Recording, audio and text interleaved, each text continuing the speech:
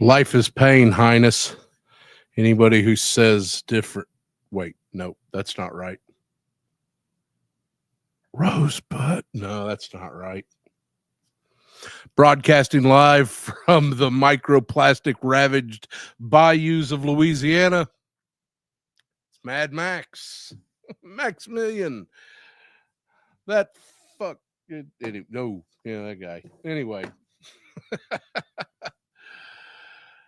Hello, everybody. It has been a crazy day today. So yeah, we can begin with that. Crazy. So um great doctor's visit yesterday. I'm healing nicely. I have 6 weeks of being very careful. Um but and I will maybe post up some pictures of some very scary x-rays because they are nuts. But I am definitely a cyborg at this point. So there's that. Uh Old business first. Have a drink, comrades.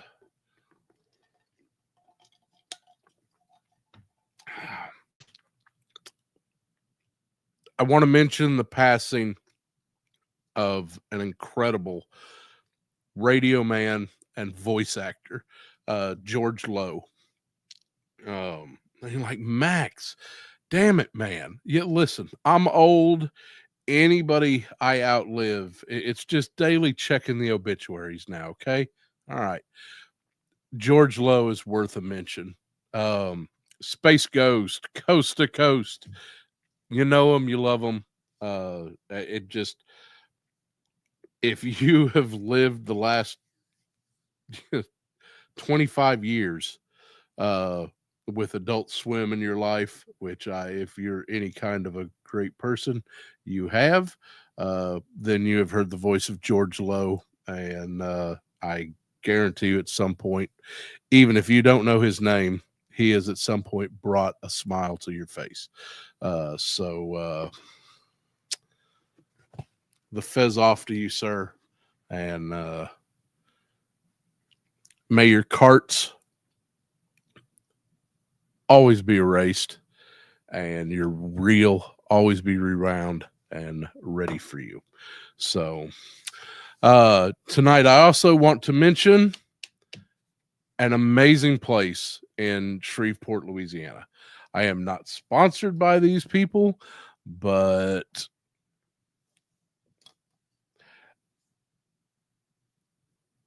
Excalibur Comics, Cards, and Games. They are on 70th Street in Shreveport. ExcaliburCCG.com. You can check them out online.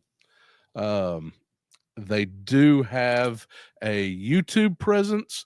I don't know how active it is, but it is definitely worth checking out. I stopped in there yesterday and picked up my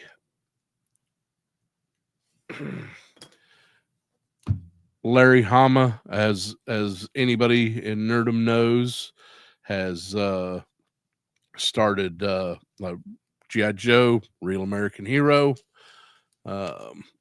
He it ended at issue 300.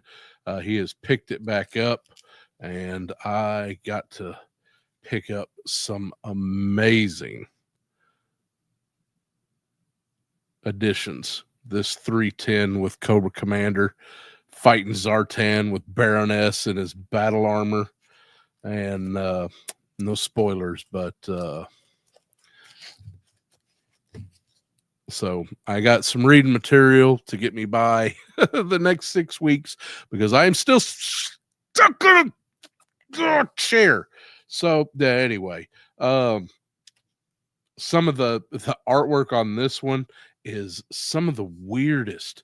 I mean, it is just, it's really neat. It's not my usual take, but I'm definitely somebody like to really do a deep cut into the nerdum that is me. Um, I am very much I as an artist, I very much appreciate all different types of art. But what matters more to me than anything else is story. I think it's a lot of the problem that a lot of nerds have right now, and they like to nitpick a lot of other issues that don't friggin' matter when the only thing that matters is good story. If you've got a good story, it blinds you to everything else. And this is a damn good G.I. Joe story. It is just, it's brilliant. Michael Fief is just, he's an interesting artist. Uh, I like his stuff. I don't know. It looks fun, but the story is really fantastic. A little raw. Don't know anything about this one, but it's G.I. Joe, and baby, I just can't quit you. But this one,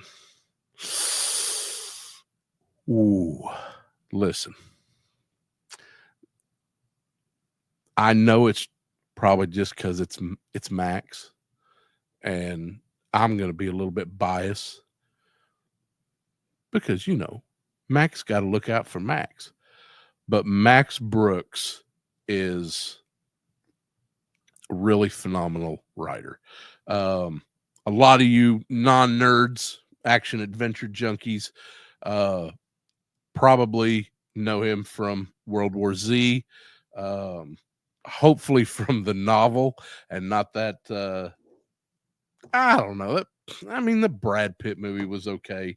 It movie. I try to keep a good separation because I realize Hollywood is too dumb to just film it the way it was fucking written. But Hearts and Minds, this is a damn good story, and the artwork is exceptional, absolutely exceptional. And I mean,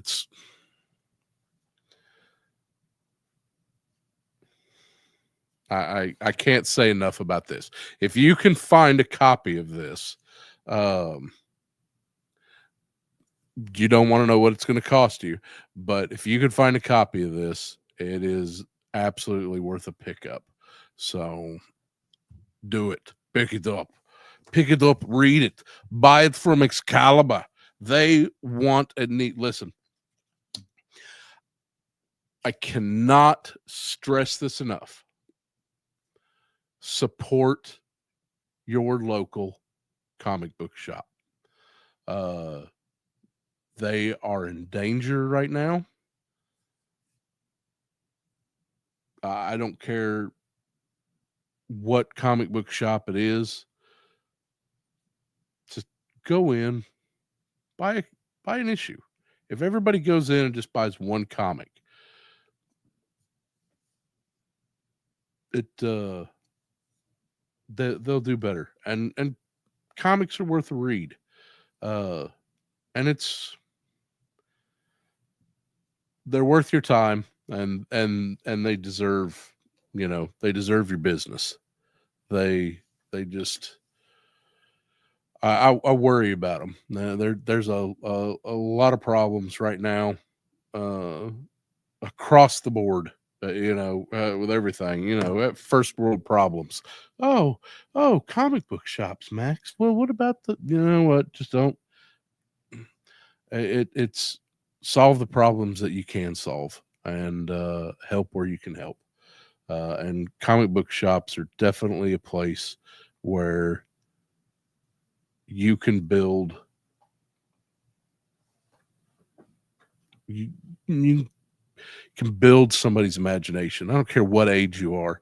I believe I was 11 or 12, and we had a place just around the corner. It would have been I would have been somewhere around. Hold on, I'll tell you exactly when it was.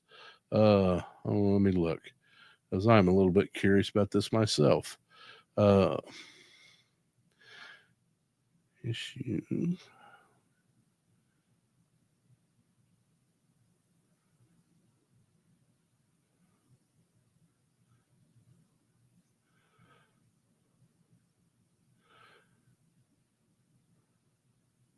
When did that come out? Oh, holy crap. All right, maybe I wish now that I hadn't looked this up. The first comic book I ever bought was issue number 49 of Larry Hama's G.I. Joe, A Real American Hero. And it came out in July 1986. It is the the cover art was just, yeah, I was big into Tutankhamun and all that shit. So, there you go. There's you a better shot. So you got Destro and Dr. Mindbender carrying the corpse of Genghis Khan, so they can steal his DNA. And it's an interesting story about that because, as with most toys in the 80s, as everybody knows, uh, it was they were mostly just media to sell toys. So they came out with Serpentor, which was the Cobra Emperor. And if you were a fan of the cartoon, it had to do with that whole Cobra law, and it got really weird. But hey, J Mac. So yeah, the whole animated version, good story. I only caught the last 10 minutes of it because I couldn't get home from school fast enough. But in the comic book, Larry Hama wanted nothing to do with that. Marvel was like, this is your baby. Hasbro, the company, was like, well, this is what we're doing over here at Sunbow. Larry Hama was like, that is some stupid shit, and I'm not doing it. So he hated Serpentor, but it worked out for him because he turned it into a good storyline. Still had the whole robbing from the corpses and creating this DNA cloned man, but that was the first comic I ever bought. That getting back to my point, and it built a lifetime of imagination. I collected G.I. Joe when I was young. I collected when we started on I collect it now. Oh, I have a near complete collection of the current Hasbro um, GI Joe, and I very much love the comics. Oh my God, J Mac, don't you Cobra la me at I listen. I love the cartoons. I still watch them. 50-year-old man stuck in a fucking chair, brain damage and a screwed up spine, and yeah, still watch cartoons. They're good, and and listen, I'll tell you what. To make a quick little comment about the animated Sunbow series, some of those writers do not get the respect that they deserve. Everybody can tell you, and we just lost her recently, the lady who did the voice of Baroness, and uh, Chris Latta, who did Gung Ho and Cobra Commander, and Duke and Flint, all these voice actors. I can tell you the names, all that. Tell me one name of somebody who wrote an episode of G.I. Joe, the animated series, without Googling it, you lazy shits. It, they had some really good stories. Um, Holy crap! Especially some of the two-parters. That just some good stories. Don't worry about it. Listen, and if you're an adult and you're thinking Max is talking about cartoons, Saturday morning cartoons, yeah, yeah. Look past that.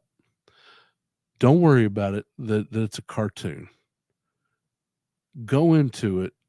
You just want a story. You want a story, and at the end of it, everybody's going to be smiling because the good guys won. Or it's a twofer, and you're on a cliffhanger. You'll be all right. And just go into it. Pay attention to a couple of those Sunbow animated stories, and there are a lot for some of those kids. Um, but they're worth it. But the writers for those animated, that. But my writer, that's Larry Hama, and Figure Flight Figure Fight Club in the house. Sorry, a little bit of my epilepsy today, and man, the Figure Fight Club. Let me tell you, 3 hours, sir. 3 hours. Forget those 2 hour boys. Man, they're phoning that shit in. 3 hours of Figure Fight Club and open mic night on Tuesday night. It was a great show. We had some really good discussion, and my loud fat ass, I'm sure, took over way too much time of everybody's time. But yeah, 3 hours. Three. None of that 2 hour punk shit. Ain't phoning it in like Laser Pants over there with his fancy hair. Nah, none of that 2 hour stuff. No, oh, I'm tired. I got the kid. Nah, man, fuck the kids. Got the scotch, breaking out the stogies, talking about the shorties. We got the aura. 3 hours. Ah. Nah, wait. We didn't do an after show though, so maybe I should shut the hell up. Them other guys might have us. Oh, hey, listen, I cannot. The J Mac, I'm with you on Abby whispering those sweet Mythic Legion nothings in your ear. Just go on, buy one. You can do it. Nobody's gonna know. It's just between you and me. Just pick up, buy that dragon. It's all right. I can't go down that rabbit hole with you. I love you. I'm with you, bud. I can't wait for you to show everybody and brag about your shit. I just, that stuff is amazing. Mythic Legions. Now, I'm going to have to pick up two of the Cosmic Legion. As a kid, because, I'm a bicentennial baby. Um, I had the Fisher Price Spaceman, and I mean, I had all of that shit. I had the Spaceman. I had his little. I had the big Starcraft. I had it broke down into a little short starship, and I have got to get that Risher Price. I think's what the Cosmic Legion, but it's the Fisher Price eluded piece. The just fantastic. What do you want settled? I'll settle it for you. Let me know. What are we settling, J Mac? Huh? Oh, who has the best hair? You or Laser Pants? I know who's got the most hair.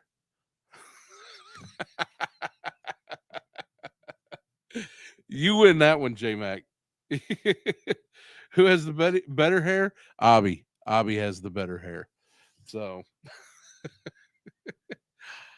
mm, y'all, y'all don't know about that hair.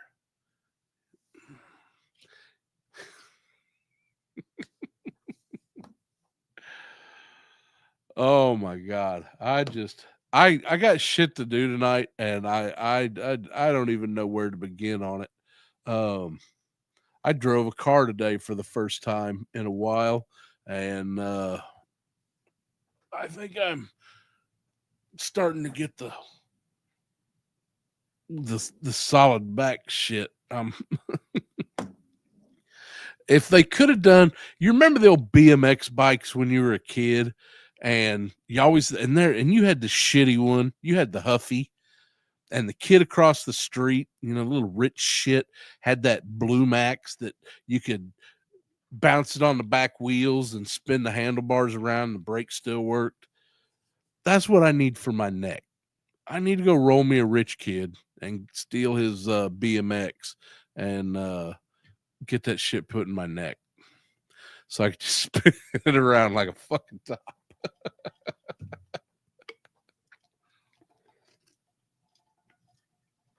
Oh my God. J Mac, the Mudbug. We got the Mudbug. I got to talk about the Mudbug. We gotta. Yeah. We got the Mudbug. We drew the Mudbug because J Mac, he didn't know what a Mudbug was. Neighbor kid with the BMX, he don't know what the Mudbug is. Jeez Louise, have I got some artwork in here somewhere? All right. So we got a Mudbug. Now, at some point tonight, this is just a rough sketch. So I've got to take this and transfer it to some paper. But if y'all want to bullshit, I honestly don't feel like doing too much nothing. Oh, I need some paper. I do need to get some of this done. And I do need to talk about some art technique. But we're only 22 minutes in. You know what? We'll give it. When we hit minute 30, I'm going to get to work and do some shit. So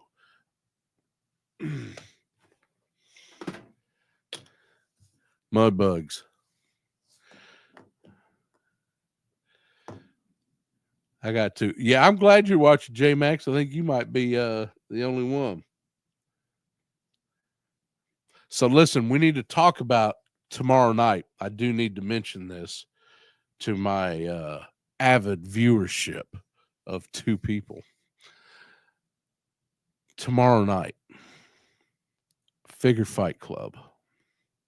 What time is it, Abby? Is giving away so much shit. You're going to think that Walmart's gone out of business. 9 p.m. Eastern. Man, I don't work Eastern time. I'm Central, baby. Big C, right in the middle. When you take a bite of that apple, do you worry about the eastern side or the western side?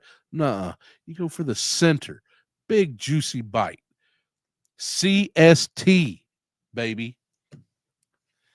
That's 8 o'clock for all you mid people. 9 p.m. Eastern. Figure Fight Club. Jesus Christmas. Figure Fight Club. He's going to be giving away a lot of stuff.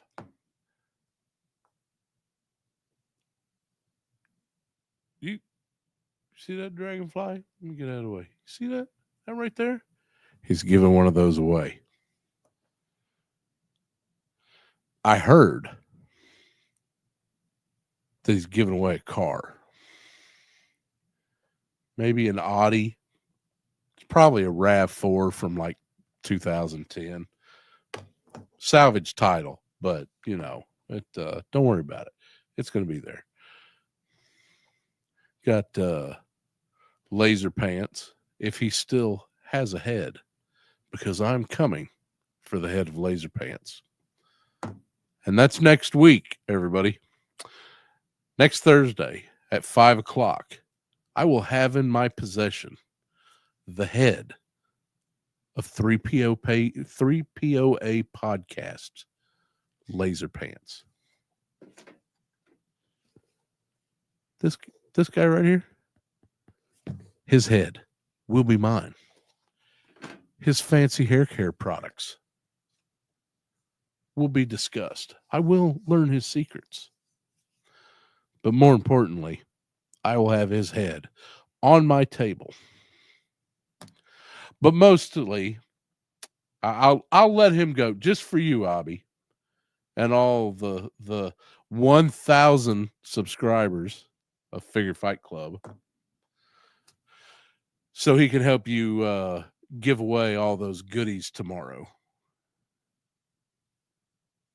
Yeah, 5,000. Listen, if we get Abby up to 5,000 subs, he's definitely giving away a Mythic Legions dragon. Maybe 2. I heard 2. Wasn't it 2, J Mac?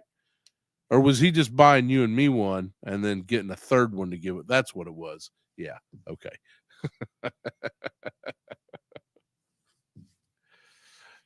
I don't care. I got G.I. Joe comics. I don't need your dragons. I don't need your dragonflies. Need your mythic cosmic toys. Just maybe. I don't ever win shit. Nothing. I won. No, I won one toy on a giveaway, and it was something that I have absolutely zero interest in. So I could not hold it back from somebody who had interest in a Street Fighter toy. And I am not a I'm a shinobi man. Street Fighter. I'm a gauntlet. I dropped them quarters on Moonwalker, Shinobi, and Gauntlet. Everything else is shit.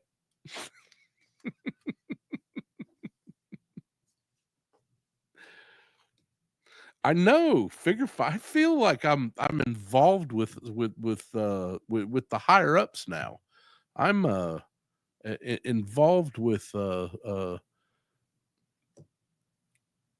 some of the kings of modern day media, and doing the open mic night on Tuesday nights at Figure Fight Club is absolutely a lot of fun. We talk a lot of shit. If you didn't turn in, you can absolutely check the replay. And there is a story of one of my trips to a strip club that is totally, it just tune out everything else. You fast forward. It's probably somewhere around the 2.5 hour mark. Just don't worry about any of the rest of it. Just tune in for that, and then you can shut it off. It's fine. Maybe throw a like it if you want to. They don't need it. They don't need it. They got 1,000 subs. They don't need your like. Listen, you turn into the 3rd hour of Figure Fight Club, you're getting stripper talk. You're getting cake, and you'll like it. It's good cake. I got paper over there, and I need it, and I just cannot get up to save my life. Maybe we'll just talk about toys tonight. Maybe we just won't even do the Mudbug. No, I gotta do the Mudbug.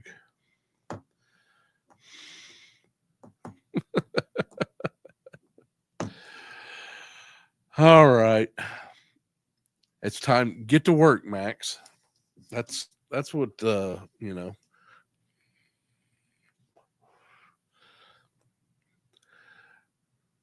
Maybe. Should I get to work? This is all for you, J Mac. All for you. All for you, J Mac. All right. Let me get some paper. I got some supplies.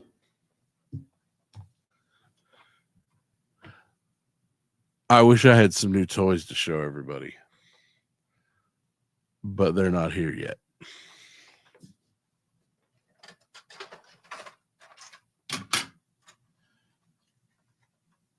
paper. Getting some paper. Holy shit. And my wife's home, so now I can't talk about all the toys I bought yesterday. Hello, sweetie. Thank you for the heart attack. Sorry.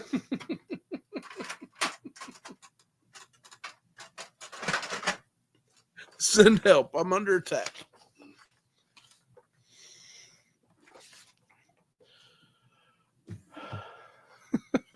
Jesus Christ.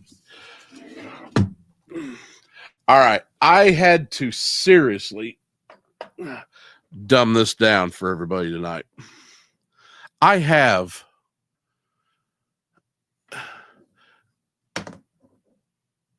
as I constantly bring up, I've been a tattooer for the last 30 years. Well, something tattooers do an ungodly amount of is trace shit.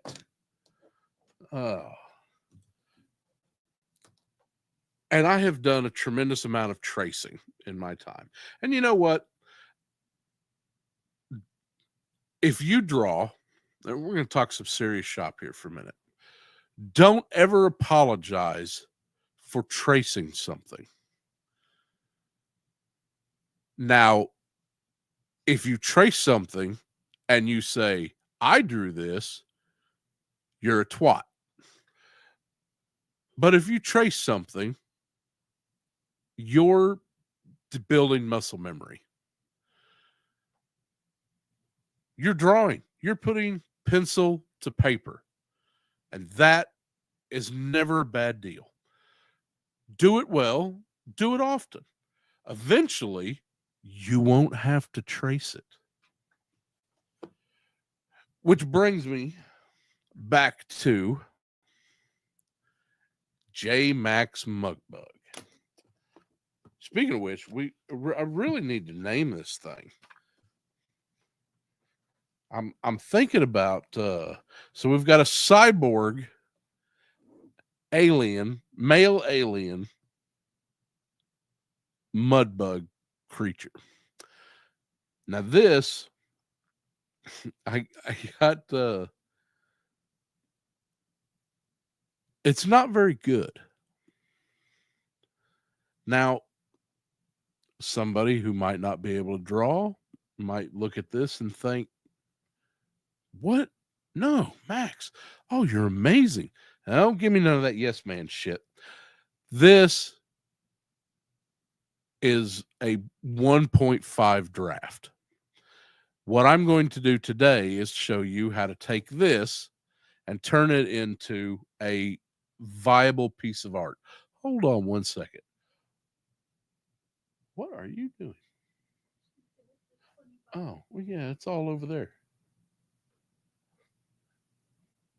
That's why my neck hurts. Anyway, all right. So this is a 1.5 draft. The blue line that we did last week, watch last week's episode. That's your rough draft. That's laying out, what it is.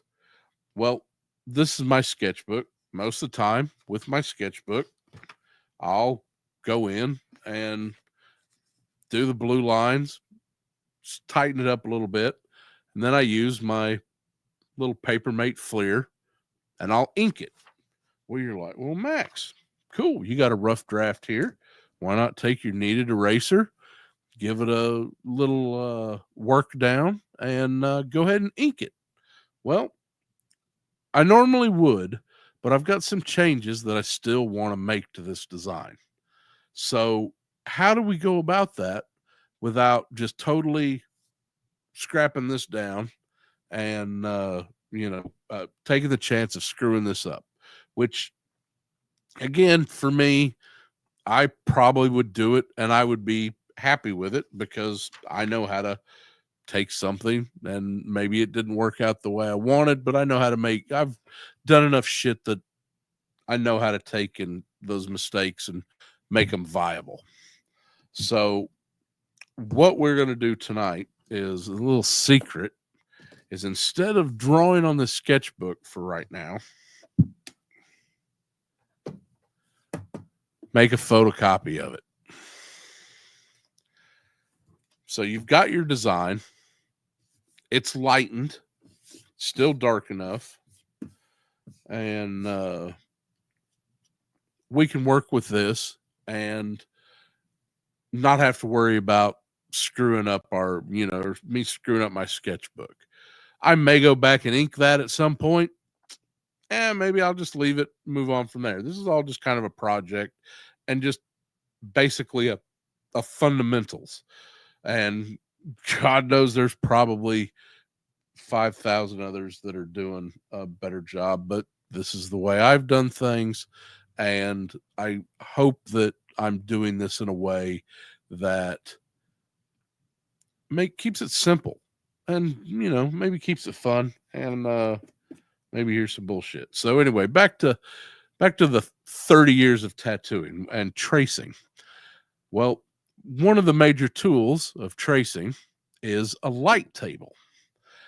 Now, I literally have within 20 feet of me at least $10,000 worth of light tables. I got one out in my shed right now. You look it up, about $5,000. Another one, $2,000. Really high-end light tables. And if I put one right down here, it's going to light up this room and you won't be able to see a thing.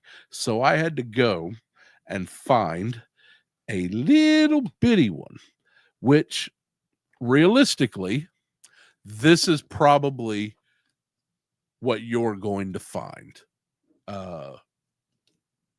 if you go out and you're looking to do a project like this. And there's nothing wrong with it. Absolutely nothing wrong with it. You can pick these up at Hobby Lobby. In fact, I highly recommend stealing it from Hobby Lobby. Never give them corporate swine a fucking penny. But don't steal. Light tracer it's affordable. You can pick these up.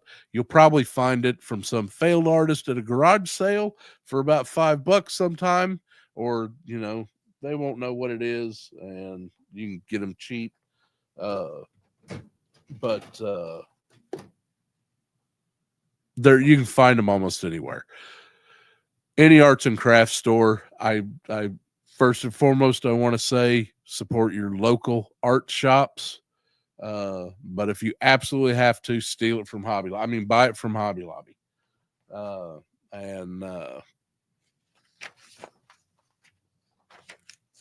They're a good little table. They're not fancy, but if you're looking to start, it's a great way to start. And ta-da! Just regular typing paper. Uno momento, por favor. Oh, assistant. Sexy assistant. Hello, sexy assistant.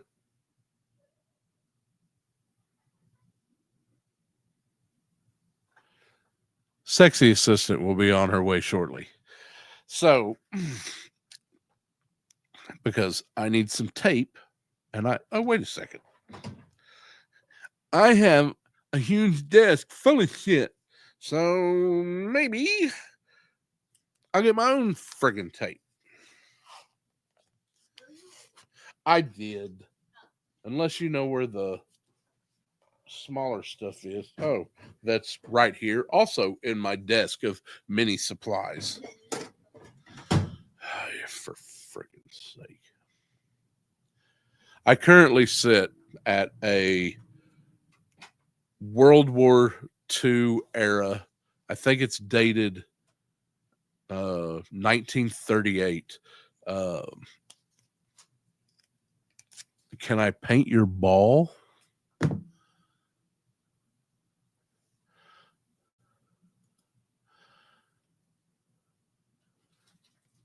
Yeah. Oh yeah, I got you. Yeah. Bale's covered.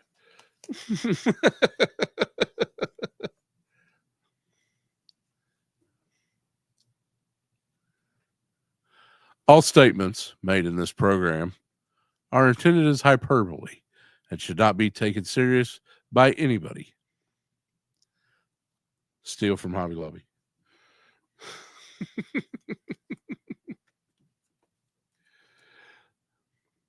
Listen, if you look around most areas, I guarantee you, no, I can't fire the sexy assistant. She has boobies. And I like them. But if you look around, I guarantee you, within any close distance of where you live, unless you were just flat out in the middle of BFE, you have a local art studio that sells supplies. They're just take time to look. If you can't find one, I'll be happy. Dick Blick is a great company, good people. They typically, I don't know if things have changed. I've been a little out of it for the last 2 years, barely conscious. So they might be they might suck at this point. But so let's see. Who's some other art providers?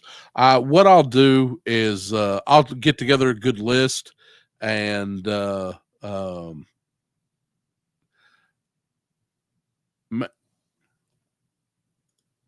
how? There's no way. You're like 7 feet tall. Just step over them. They're little people. They don't. They can't. They didn't stop you. You're playing with me. But always try to support a local arts shop. Always, because they need your business, just like the comic book shops do. See the first 10 minutes of this episode. That they're dying, and soon you won't have it. You know that. God, it just some of the art shops. There's one in Shreveport, Louisiana, called CC Harmon. Amazing shop. You can walk in there and you can find stuff that I guarantee you, probably hasn't even been in production for 30, 40 years. And it's on the shelf available. Do you want a $5 paintbrush? Do you want a $350 paintbrush for doing oil painting? You do whatever you need. Certain papers.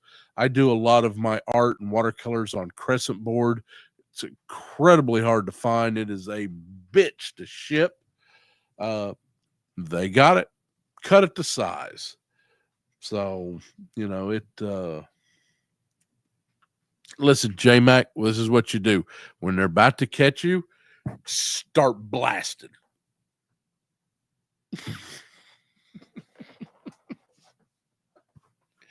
They'll get out of the way. It's just a little light table, They got better things like, Iraqi antiques to worry about. They don't care about you and your little light table. Something you can do, and I don't always recommend this.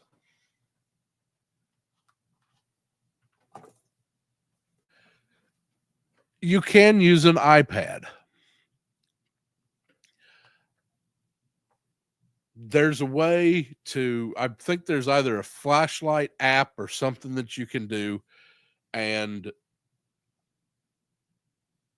I know a couple friends of mine,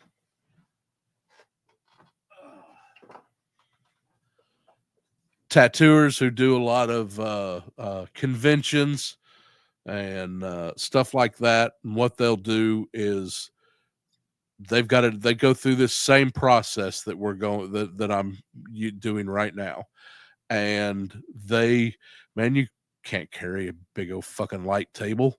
Um, shit, the one of them I've got, I think the smallest one I've got weighs about 20 pounds. The biggest one I've got's at least 250, and that's probably the reason I have no back anymore.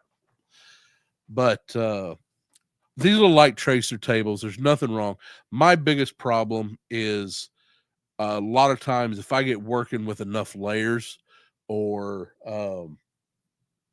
I really need some super bright light, especially working on some of the watercolor paper that I work on. Typing paper, yeah, man, you're good. You're good to go. Thinner watercolor paper, you're probably okay.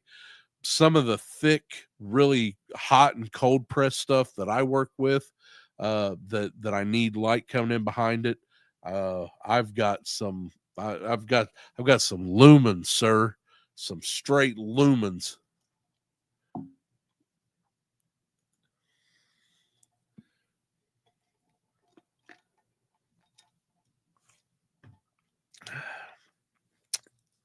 Not J-Mac. You know, you should never resist law enforcement. But if you have to, just remember, sir, I do not answer questions without my lawyer or counsel present.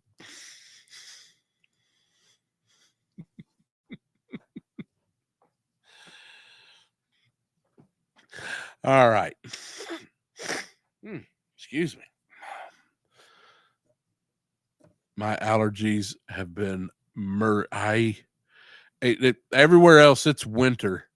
Y'all out there, I know you're out in Virginia, North Carolina, at way East Coast. Where's Raleigh? Raleigh, that's where you get cigarettes from. Yeah. It's cold as shit out there. It's spring in Louisiana.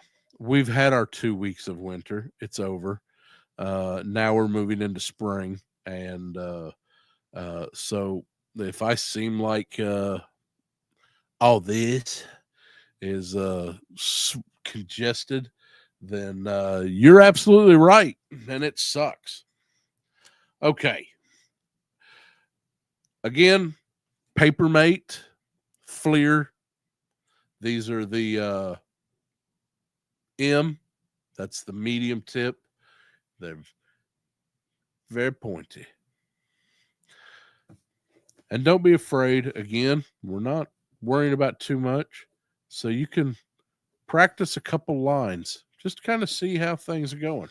And remember, if you don't want to mess up your new paper, come over here, you got a little scratch spot. So you can find out how much, One of the things you'll find, one of the reasons I really like these Fleer pens, Papermate, is because you can do line weights. A little bit of pressure, that's a thicker line. You let off and you just kind of brush it in, and that's a thinner line. And then you can work just some little bitty lines. Just a baby lines. Tape it. Blue tape. You get that shit at any hardware store. Again, art supply. Or just use some Scotch tape. Use what you got. Get ghetto with it. You can't afford all this. Listen, everything that I show you, there's some way to do it either simpler or more complex. I'm a MIDI kind of guy. Like, what's that old Latin quote? Ibius no.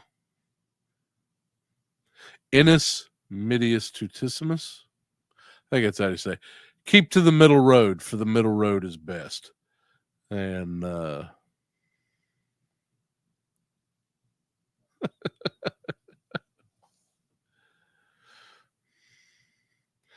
J-Mac, you crack me up. All right. So we've got our sketch. We've got it photocopied. Uh, Play around with the settings on your printer. Mine is a stupid good printer.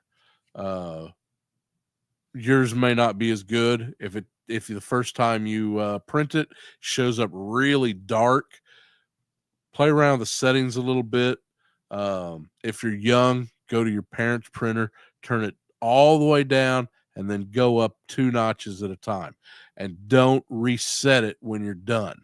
It's tax season. They don't need that printer. So don't tell them you used it either. But I'm full of good advice. So what we want to do is, and again, just typing paper, start out someplace where you feel safe, someplace where you know you're not really going to make any changes. I'm pretty happy with the claw. Uh, I modeled it straight from J-Mac's mugshot.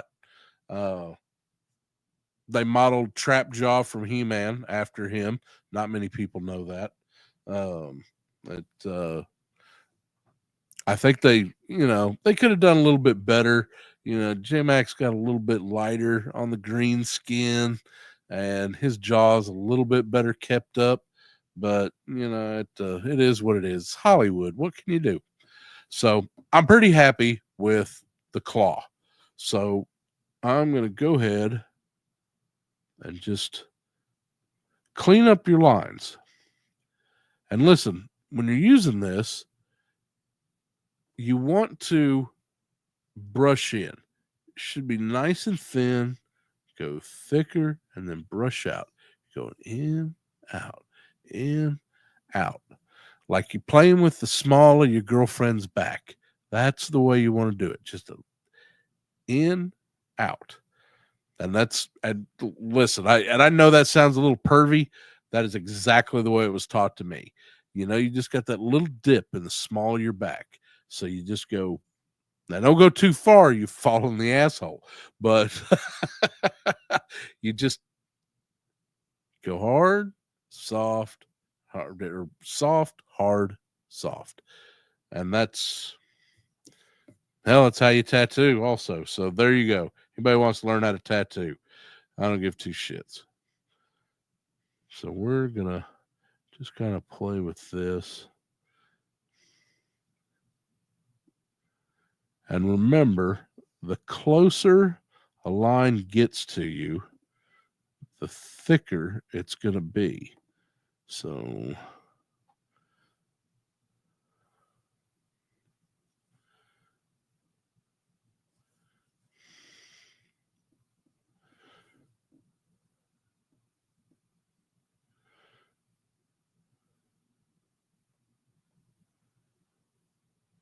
and don't be afraid to just,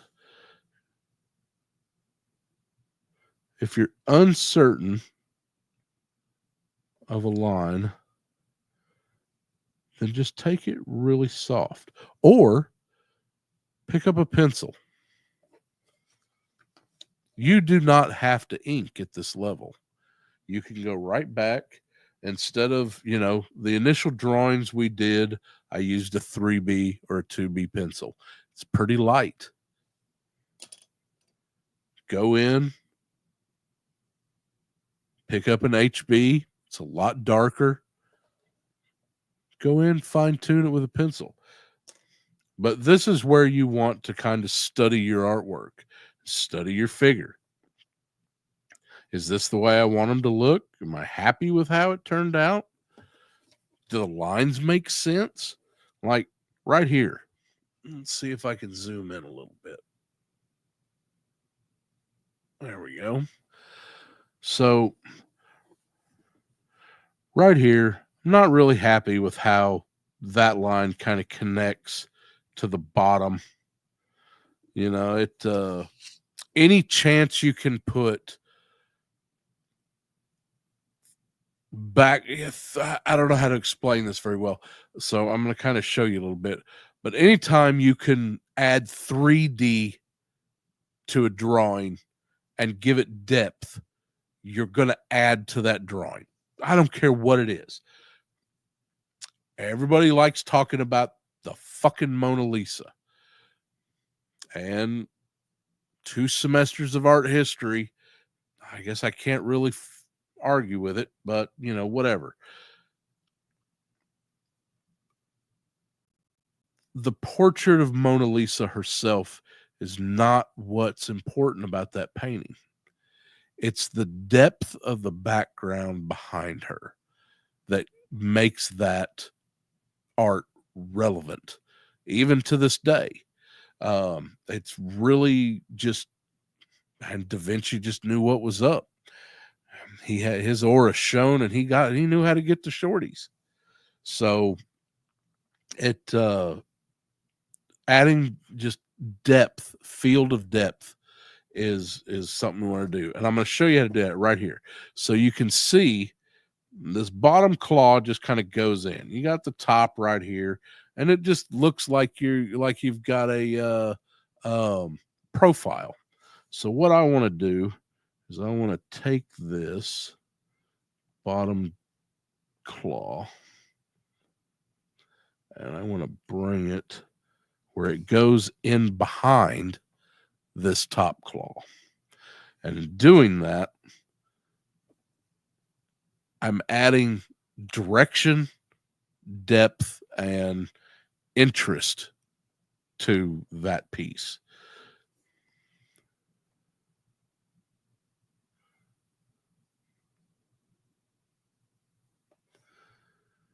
Because it was, it was a little boring, I'm not trying to design life-changing equipment here. It's a crawfish from outer space that's a cyborg.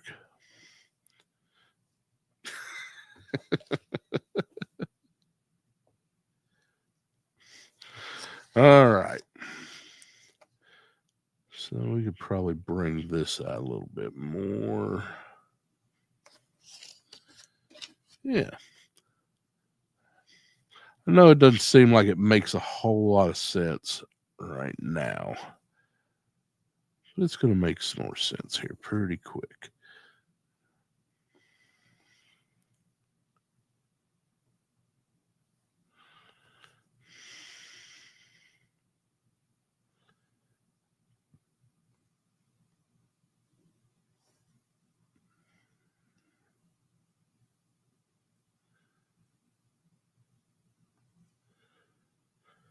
I really enjoy just kind of drawing silly shit, sometimes. I've got watercolors that I've spent months. I've got art that I've spent years on, but sometimes it's just nice just to, just sit down, draw something silly, have fun with it.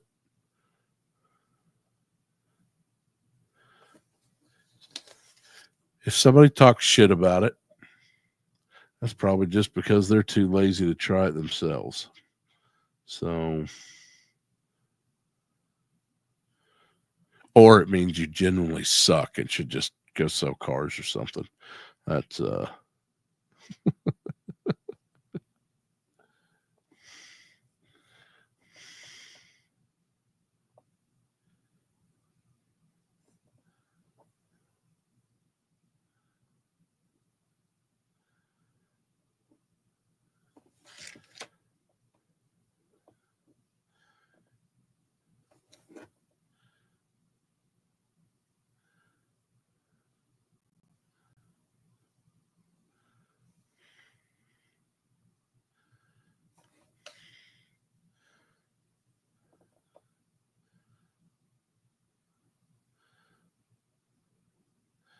I was told I need music for all the quiet times, but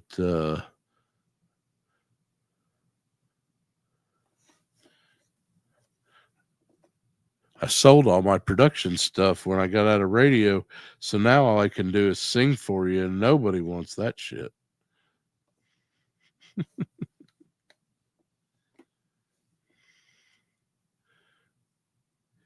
Typically, and I was talking earlier about line weights and, things like that, thickening up a few spots. Sometimes I will do it if I just see that it needs it right then, just to save me from going back. But the great thing, especially working with these little FLIR pins, is uh, it's very easy once you get everything kind of drawn up to go back in and thicken it up as you want. So another spot that really kind of bugged me a little bit, just seemed a little out of proportion, was the chest piece. So I really want to kind of beef that up. So I think I'm gonna just add some gribbles to it.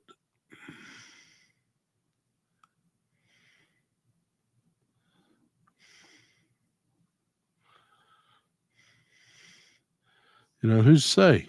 It's fucking Alien. You don't know what this shit does.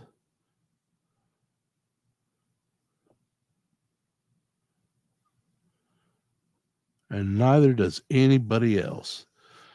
And proof is if you don't think my technique works, just ask Rob Liefeld.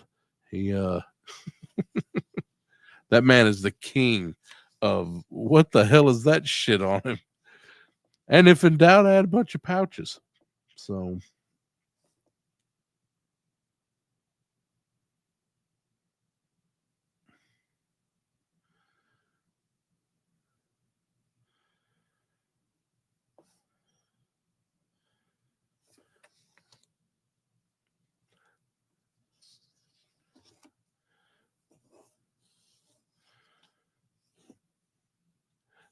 okay,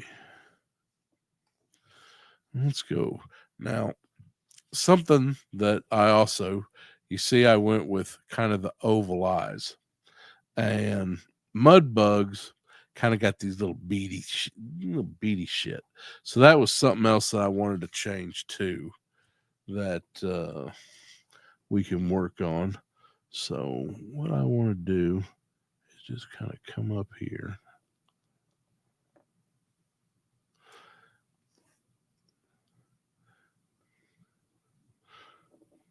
This one's closer to us, this side of the body. So this is going to be a little bit larger.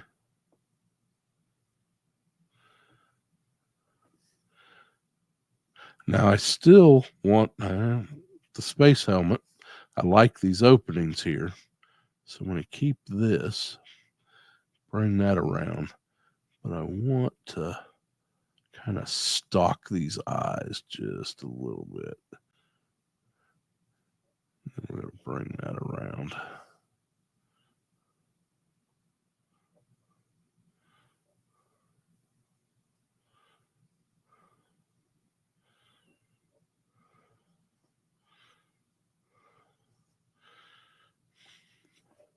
And remember from our sketchbook that we have the sunlight shining this way.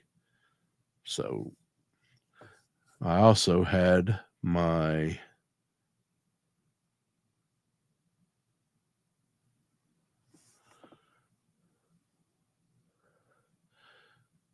little reflection bubbles in his eyes in the wrong place.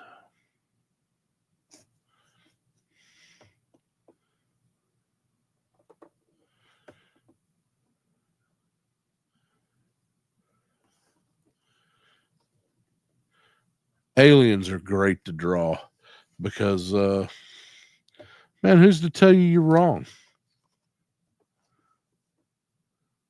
All right, and we got the cannon up here. I've been pretty excited to draw this.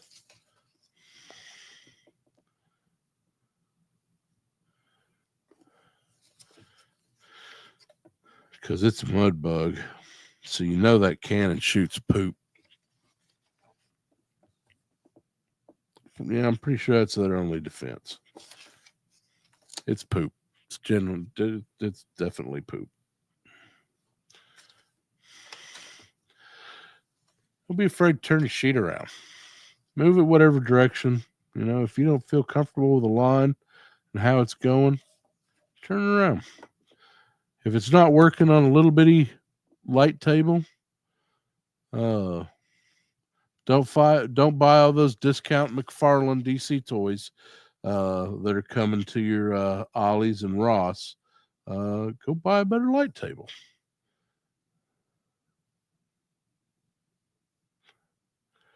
Now, this is a spot.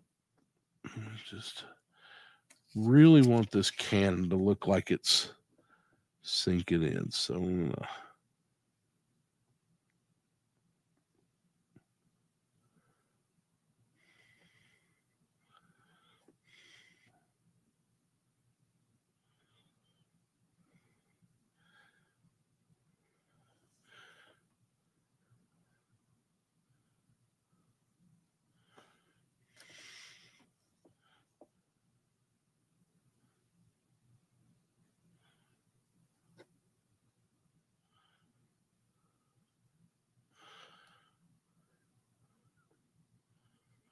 gonna see the little flick. Just start heavy, go light.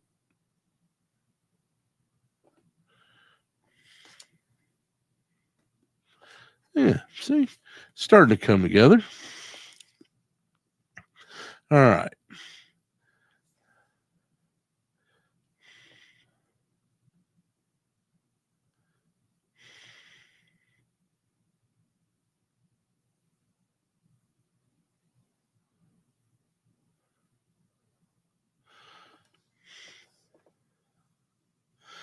Mudbugs got these little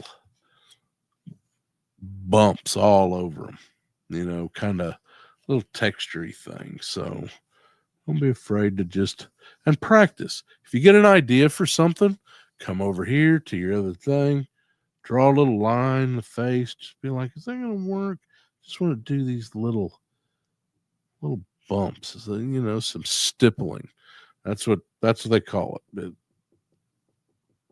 Stippling is a form of shading. Google it. I don't mind doing fundamentals, but I don't know if I can go that fundamental. You guys got to do some of the work.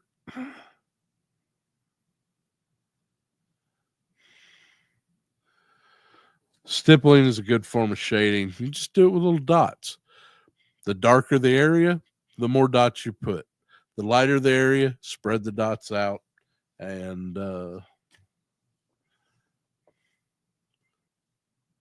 just do it every day. All right.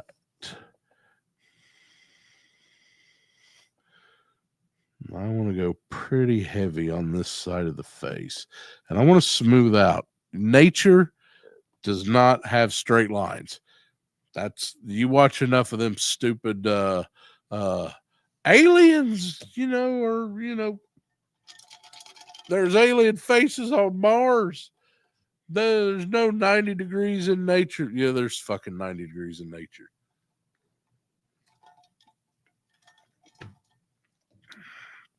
How do you think we discovered what 90 degrees was? We found it in nature and we gave it a name because that's all humans are fucking good for. Naming shit. What is this thing? That, sir, is a bob. Yeah, that's a bob. All right. Point is, when I was saying all this, is you can make people believe there's texture by working out some of your smooth lines. A lot of young artists I see really fall into this trap that they'll draw something and they believe that everything has to be smooth. Like it you spend 5 minutes on DeviantArt, you'll see what the hell I'm talking about. Everything is smooth.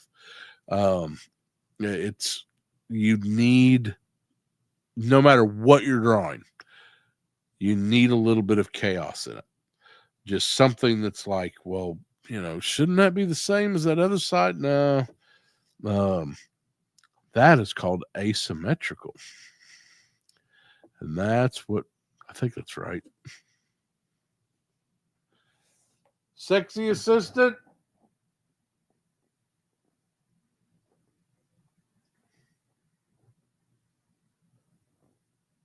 Sexy assistant.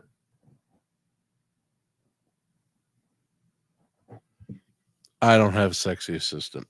I am abandoned, left to my own devices. Oh, hey, which one's which? Is it the chat doesn't want to talk? So asymmetrical is both, everything's the same on both sides, or is that symmetrical? Yeah, okay. So yeah, asymmetrical. See, I was right the first time. Sexy assistant. I knew she'd have my back.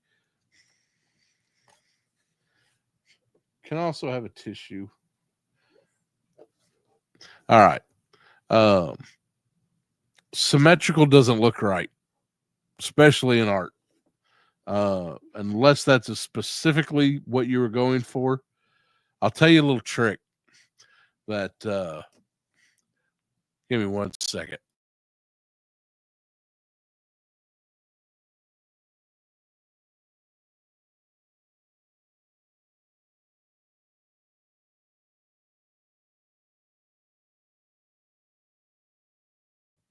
And that was horrifying. The shit that comes out of a human body.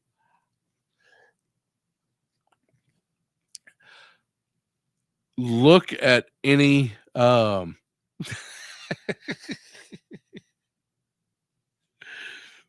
can't fire sexy assistant. I could fire her. She won't leave, but I could fire her. It if you look at any old classical painting, especially one that has any kind of like birds in it, count the birds. More times than not, especially if it looks natural, it's going to be an odd number of birds. Odd numbers look more natural.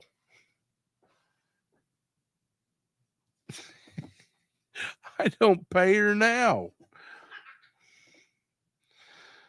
Oh. But yeah, so if you're doing some background, you're throwing some, blind mice in there, some ducks flying to, north for the winter, or no, south for the winter, wherever ducks fucking fly. Make it an odd number. It'll look more appealing to the human eye.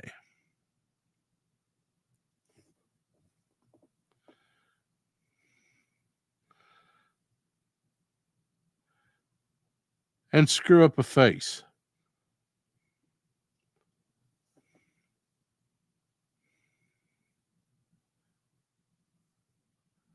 We used to do, especially for tattooing, symmetrical tattoos is a pretty big thing.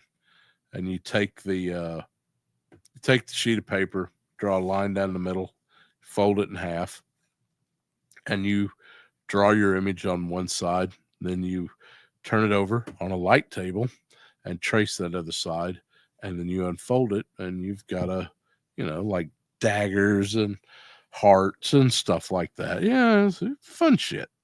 And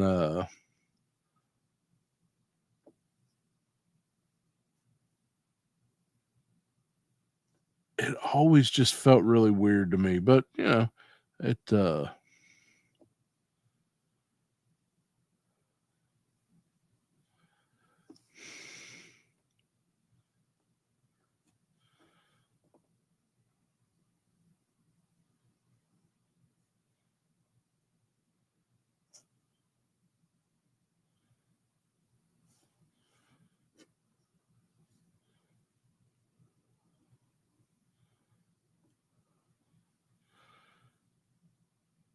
This is what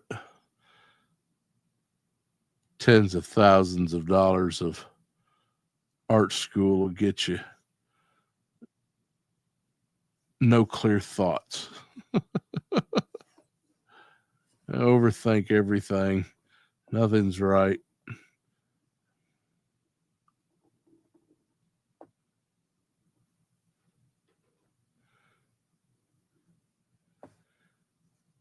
And your imposter syndrome will leave you needing heavy medication.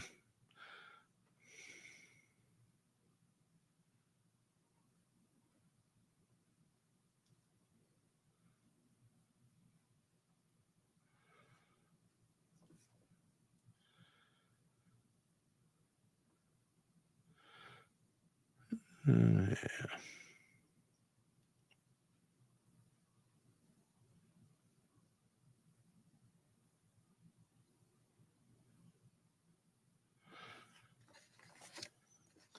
And when you get, hey, Ken, nice seeing you, bud. Thanks for stopping by. You better watch that replay.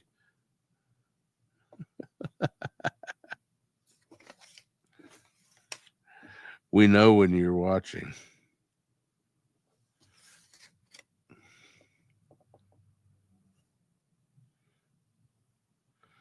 See, and I've got these over here, and I've got a lot of space right over in here.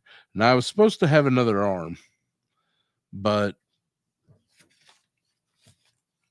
kind of like with the original crawfish. So I did two on this side, and I was supposed to do one over here, but I just did a little hole. And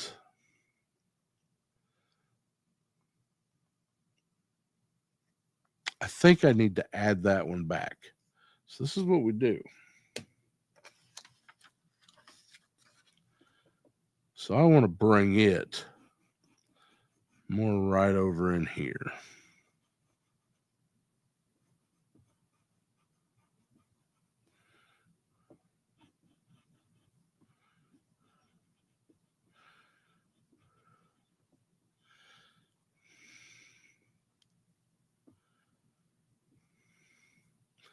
So yeah, that'll work.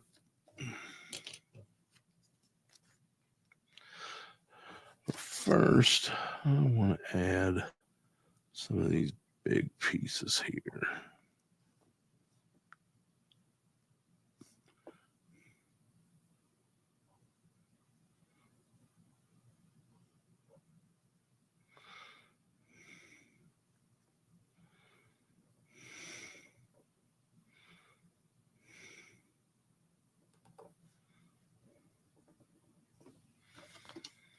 Yeah, that bulks up that torso quite a bit. The butterfly joints.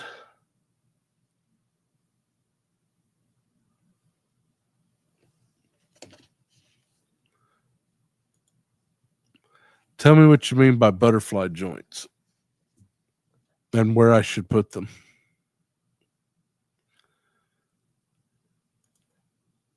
Hey, listen, Ken, I missed out the other night on 3POA.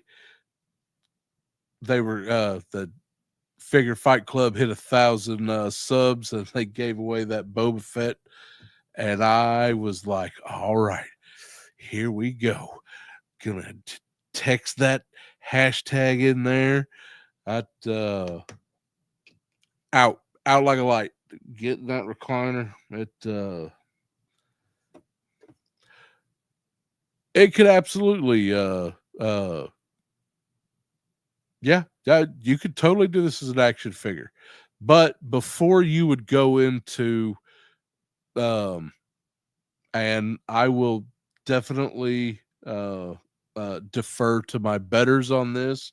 This would definitely be more into the what someone like Bobby Vala and some other people. But before you would go into, if I just drew this and went straight from the get goes and started drawing in all the joints and whether it was going to be pegged or were deco and things like that.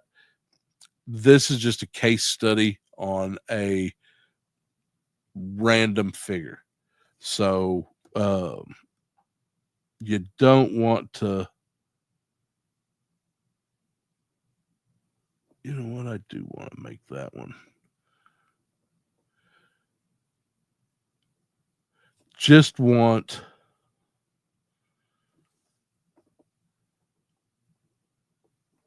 I want to see what he's going to look like before I would design him as a toy.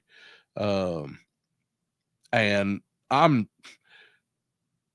know a lot about toys, but what thought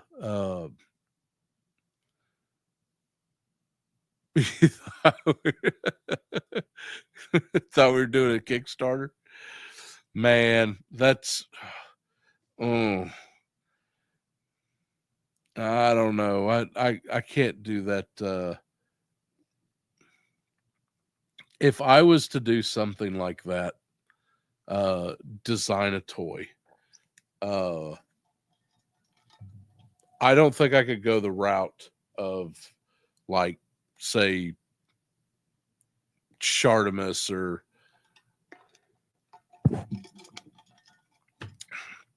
it's because I own a lot of toys, and I know what makes up a good toy. I definitely know enough about plastics and deco that I know when I open that toy box if it smells like cancerous slime. I know it's probably going to be a little funky after sitting in a showcase for a few months. But as far as what it would take to actually create and be able to provide a good figure for a market, yeah, petroleum. There's plenty of that down here. We do good refining, but you get some of these cats. I've got to agree with Bobby Val on this, 100%. Stay in your lane. It's one thing to enjoy toys. Listen, sponsor somebody. If I was to take this, say, man, this shit goes viral and everybody's like, we need the Jamakian Mudbug. We need it. The Jamakian court has just, the story is there. We need this. We need this figure. I doubt that, but strange things happen. We need the what is this? A Jamakian Mudbug Commander. There we go. I'm gonna write that down. Look at that. Jamakian Mudbug Commander. All right. So if I cared enough about this getting done, then doing it myself would almost be an insult to those. And this is my opinion, and I don't want to put this opinion on anybody else, but this is the way I feel. I feel this way a lot about tattooing. It's people online, they'll go, oh, just random person who draws a little bit. Will you draw me my tattoo? Go to your fucking tattooer. You'll trust somebody to put something on you for the rest of your fucking life, but you don't trust them to draw that shit? Fuck you. Don't get a goddamn tattoo. I feel the same way about production stuff. And if I cared enough about getting this made, yeah, exactly. Look at Mad Hatter. He didn't do that himself. He went to somebody who knew the craft and made that figure. And you know what? And that's not even really a thing. Mad Hatter, all respect to the hat. Uh, he did something for fun, and that's we're talking about doing this as a serious character creation, enough to where you're going to kickstart it, where it's not just a a, a one-off thing. And that being said, I hope Mad Hatter makes thousands of little hatters. They're neat. It's not my thing, but I'm not. Motu sucks. So I uh, I would go to somebody who knew about this. I would go to somebody like um, Bobby Vala.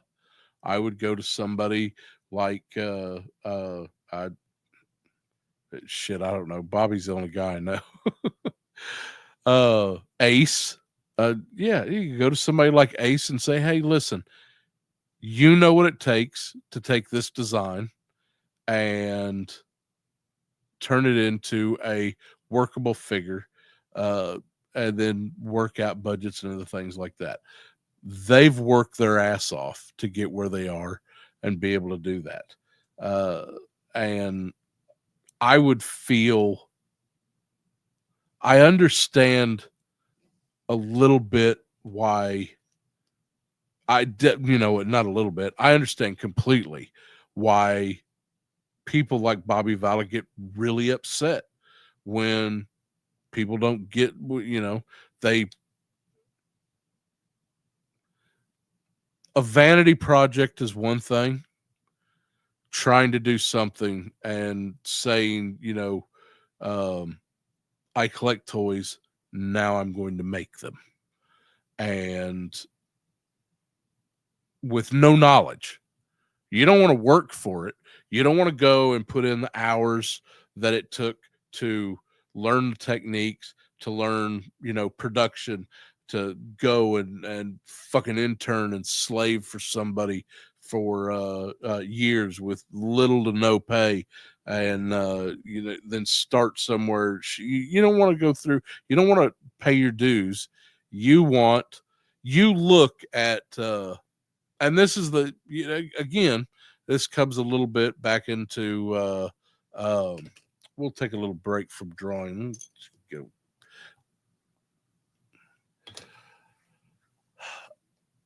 I used to upset quite a few people with as a tattooer, especially people who wanted to tattoo. Everybody wants to tattoo. Everybody wants to do cocaine and hang out with hookers.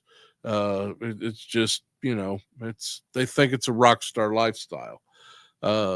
That's These aren't stupid people, but they're ignorant as to what goes into. And I'm using tattooing, but you can throw almost anything in this. You walk in and you see me draw something up real quick and then throw it on you, and you're like, that's beautiful. That's he did a great job. And it's looks easy as fuck.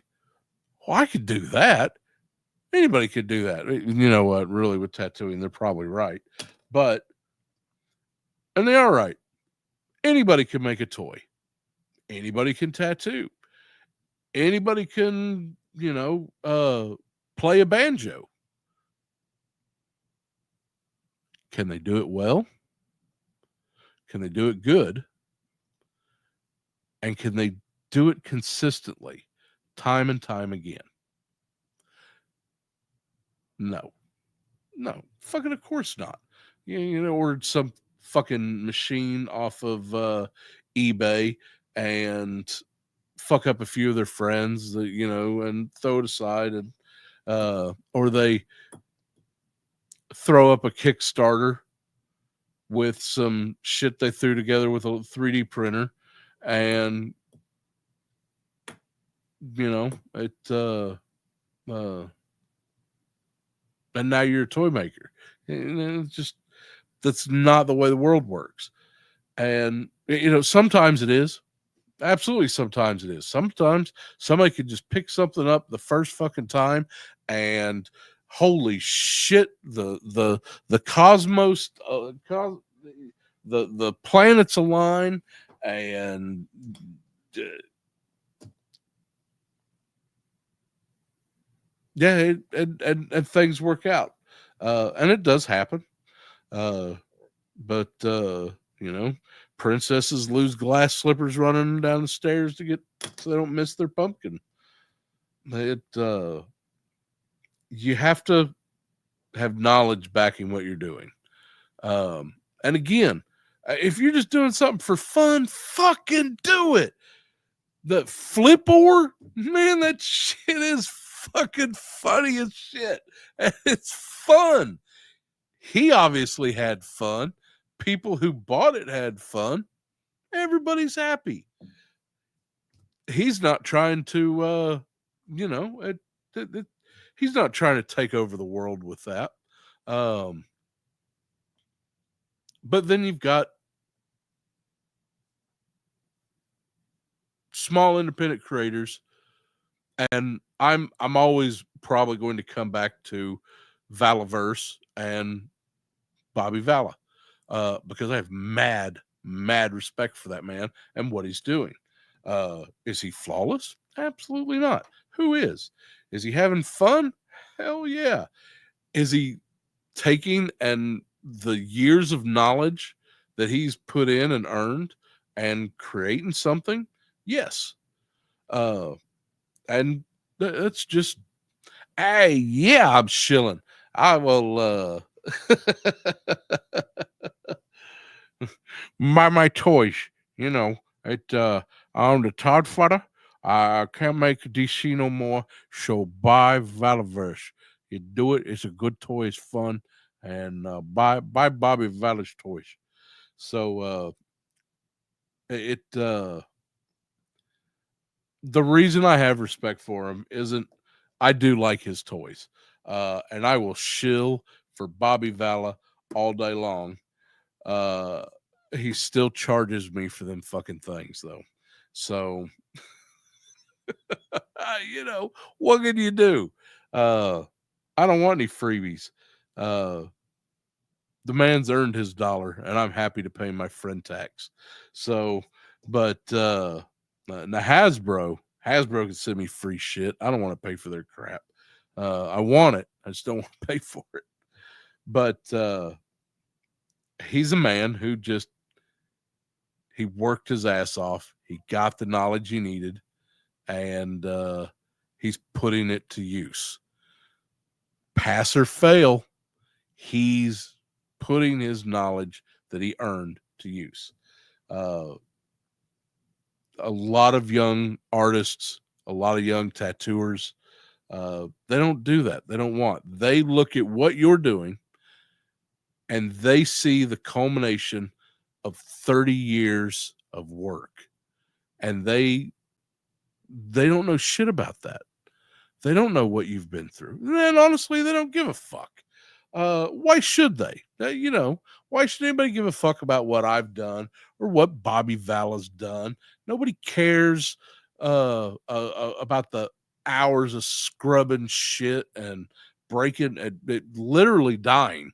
I mean, I'm every problem I've got right now, it's tattooing and a hard lifestyle. Um, I go hard, baby. So it's, nobody cares about that, and nobody should have to. But when they look at you and they think what you're doing is easy because they don't want to take the time to understand that you've killed yourself to get there. And this is again why I will shill for Valaverse every day. That man has busted his ass. Uh, and some of those guys, and you know what? Not just listen. I moved past Bobby Vala. I just I'm waiting on a box. So, it's on my mind. Even some of those guys, everybody gives a lot of those guys from Hasbro a hard time, and some of them are fucking twats. But most of them have worked to get where they are.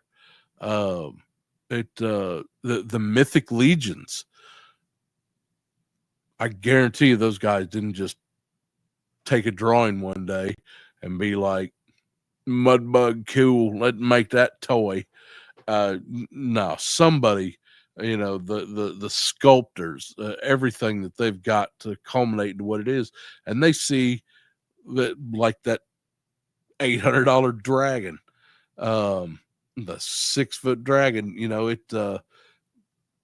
they see that and they think, fuck, it's just a lump of plastic. I can do that. I can shit. I can be a toy. I can make toys. And I don't want to pick on the Shart, he tried. He gave something an effort. It's up to him whether he honestly thinks he gave enough. I don't know the guy, but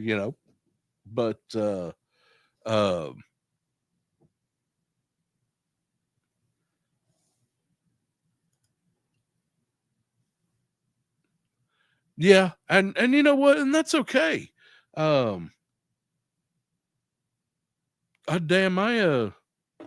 there's a lot of shit I can't do. And sometimes I'll try it once, but it's everybody should try. If there's something you're people use the term, I'm passionate about that. I got to do this because I'm passionate about it. It's my passion. Do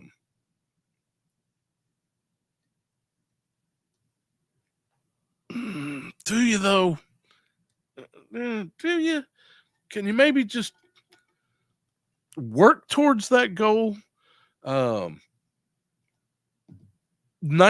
of the people out there, J Mac, could, if they put in the effort to just do it. But a lot of people, and I'm generalizing a little bit, and I don't want to pick on anybody. Some people need to realize that what you see somebody doing really well that you admire or are jealous of, whatever's driven you to want to do what you're doing, you need to understand what goes in behind it, and work towards that.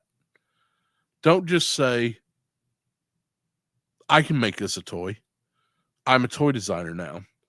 And, tomorrow decide you're going to go on 50, podcasts and TV shows and promote your toy. When you've put minimal effort into it. And again, I'm not picking on anybody. I'm just, I've seen this with a couple Kickstarter projects. And some of them turned out exactly the way I fucking thought they would. They saw somebody else do really well, get backed. And, when it comes to that Mythic Legions dragon, that thing is going to be backed within the first. Man, if it doesn't get fully backed in 12 hours, I'm going to be absolutely amazed. It's a beautiful piece. I'm gonna have some. I got some serious FOMO on that. I just, but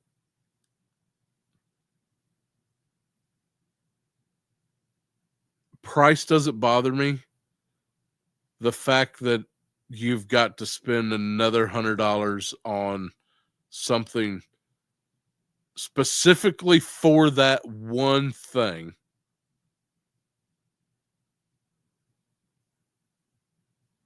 that should just come with it. That's it. Just tell me what you fucking want for it and put it in the price. Don't get me started. I don't want to talk about it. That's all I've been hearing about for the last week. That goddamn dragon. We'll see tomorrow, I guess, when it goes live. But it's fucking beautiful. It is beautiful. If you're watching this and you don't know, Mythic Legions dragon. I Google it. I promise it'll be the first 5,000 pictures that you see. And it's amazing. And it's also about 6 feet tall or 6 feet long, I think. Isn't that the total length? You're getting one, aren't you, J-Mac? Now that right there, you know what? I will say this about that dragon, especially with what we were just talking about with trying and having the ability. That is a try that I can seriously fucking respect. Everybody could say anything they want about that dragon, and there's plenty of the musk is really nice. Not that musk, people. Ramen Toys, the MUSK. Fuck the other one. So that both are excellent. Ramen Toys is an amazing toy maker. He just I will say this, he's super fun when he's bringing shit back from the dead, but he is stellar fucking amazing when he jumps off his own diving board into his own pool. Just the musk is that's a well thought out, well done diorama piece.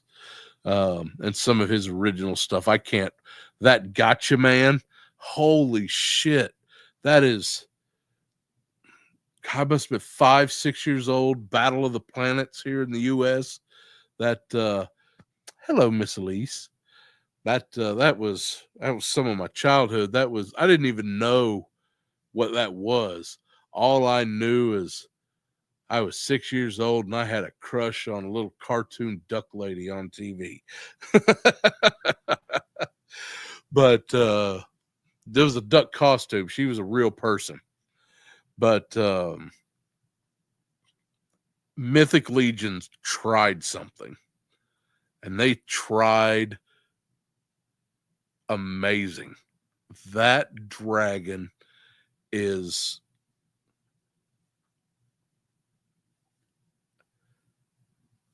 I don't even have words for the effort, the time, and hopefully the production that goes into that dragon. It is incredible.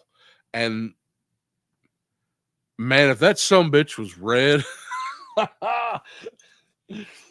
well, my credit rating would be going down because that thing would be on my credit card. I'd be eating that thing come rent due. My mortgage payment would not be thanking me, but that's something, that's a try that I can seriously get behind. They know it's a risk, but they've got the knowledge backing them. They've got the design. They thought this out, and them Mythic Legion cats, man, that thing's gonna fun super quick. I can't wait to watch it. It's, if nothing else, it's gonna be a show.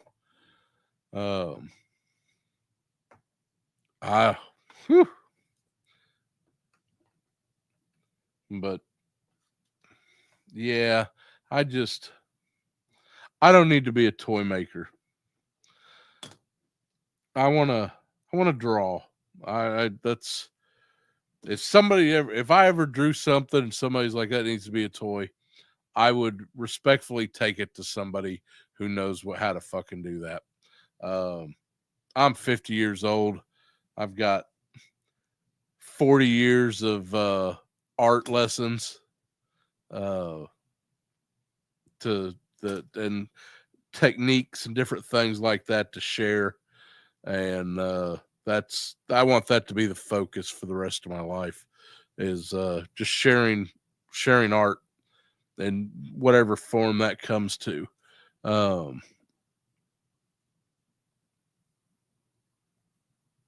But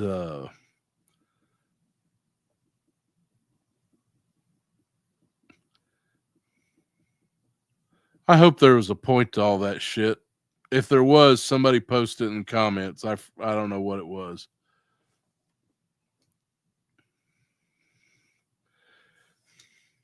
Now you got to watch out. All right, getting back on topic. I don't try to do a lot of shading in initially.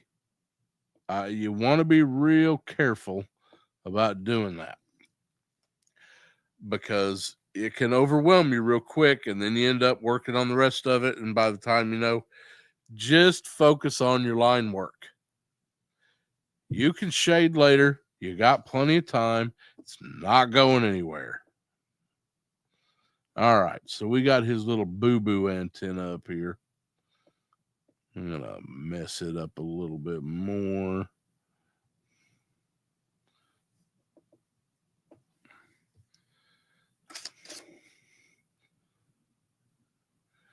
And just kind of do some little wiggle lines. Remember, our sunlight's coming this way. So if we're going to do some shading,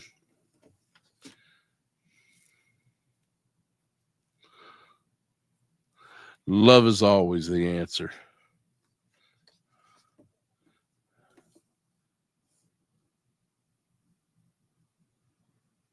Unless you hate it, then hatred is the answer.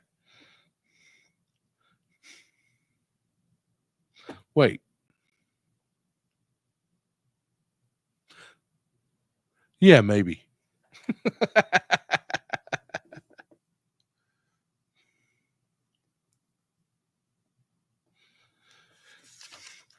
Knowing is half the battle, and the other half is violence.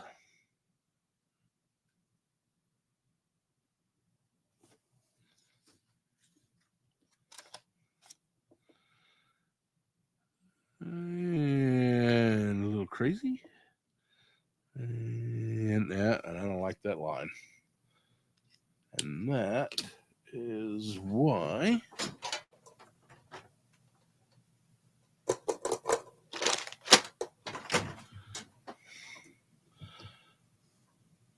somewhere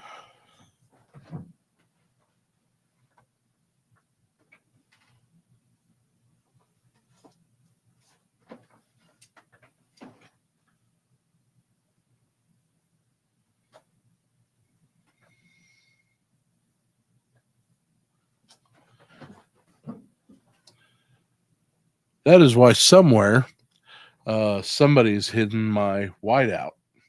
And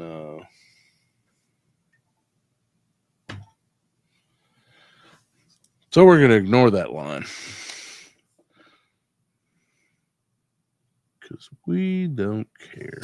Or, you know what? We'll just work in a whole nother piece right here.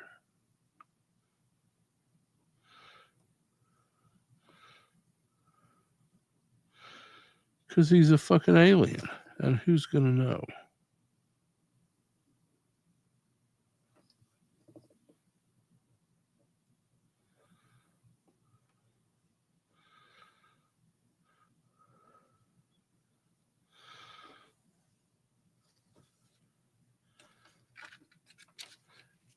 J. Manny and Mudbug Commander doesn't answer to you.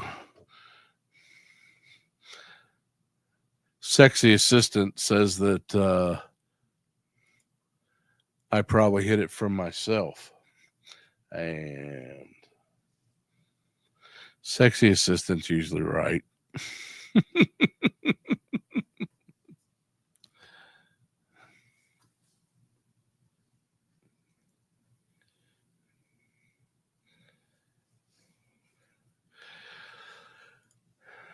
J Mac, I don't think I got 2 wolves. I think I've got uh 2 Maine Coons cats, and they're both fat and lazy.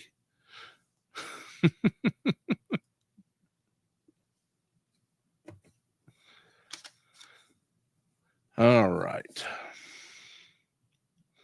So we got this little stumpy arm right here. Remember the one that we went back and added? So I want to go ahead and add that now. I'm going to put a little detail into it because I kind of made them a little simple.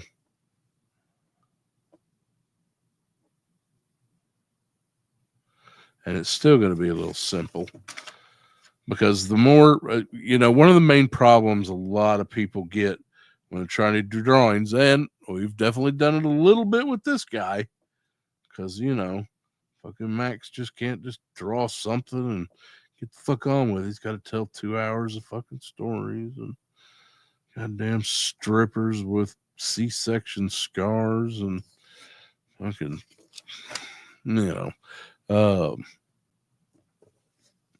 just keep it simple.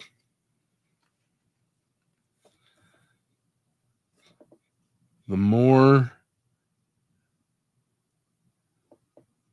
if you're going to make it complex, add the complexities in simple ways. What the fuck does that mean, Max?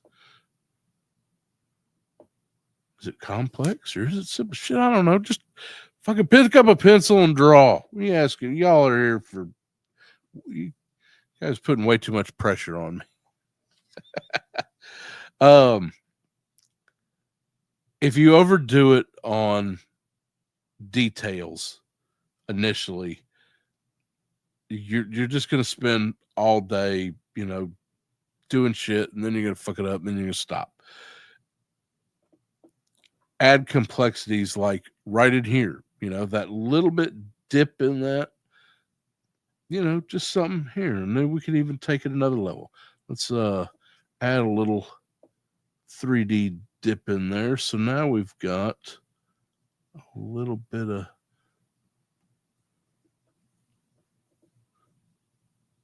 something that, takes that flat out of it.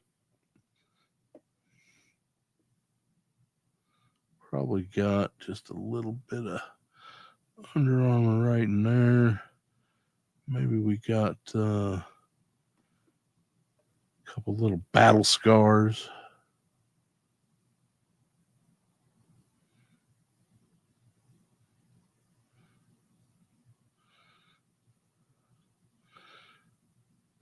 I think I called this the Buzz Lightyear stuff over here on the chest.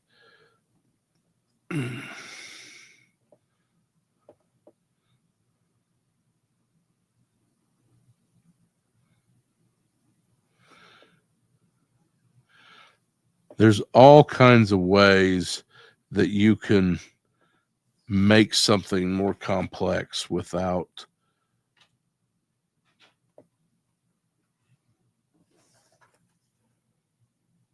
okay, go get the baby. That you can add complexities without making something just so busy you can't tell what's going on.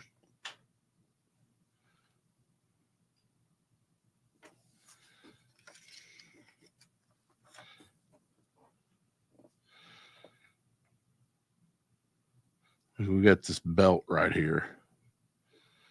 And it's pretty simple, but it looks kind of flat. So you go in, add a little top to it. You got that pouch hanging off there. I think you guys can see that. Let me make sure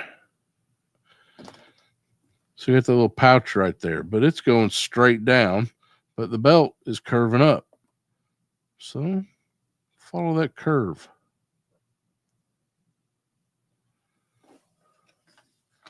And if that still doesn't work, well, then maybe it's attached right there with a little something else. So it's an alien. So who knows?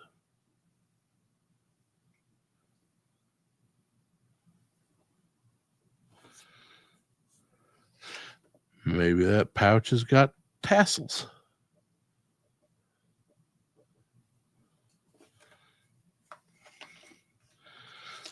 All right, we got to go back up here to the arm. So going from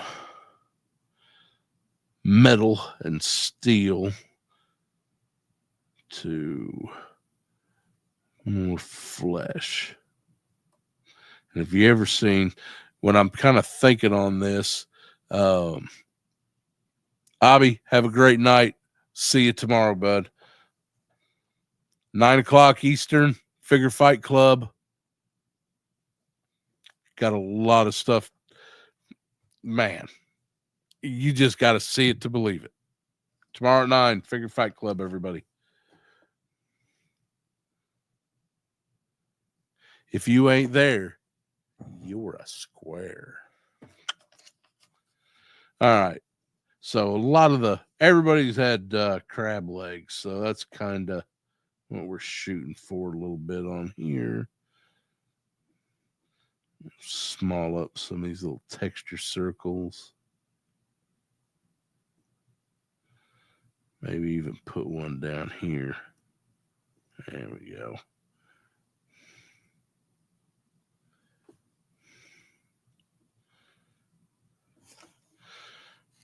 That's it. Now he's got an arm. And of course, he's got a couple more here in the background. Let's bring that one a little bit behind the arm. Now, this one we can go. One thing they will teach you in art classes, or especially on a college level, is contour drawings. And contour drawings are basically just the outline of a shape. Like if you had this crawfish, if we just took it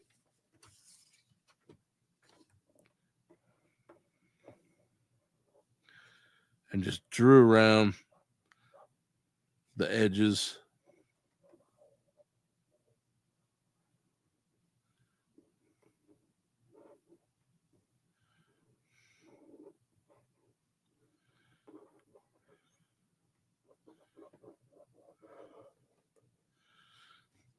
that is the contour of that crawfish. Now, if you're familiar with crawfish or the mudbug, then you know that's what that shape is. Everybody's familiar with contours, whether they know it or not. So when you start dealing with something that's kind of background, like these two arms right over here, they're behind them. I'm not using them for anything. They're not holding a pistol, not scratching his nuts. So,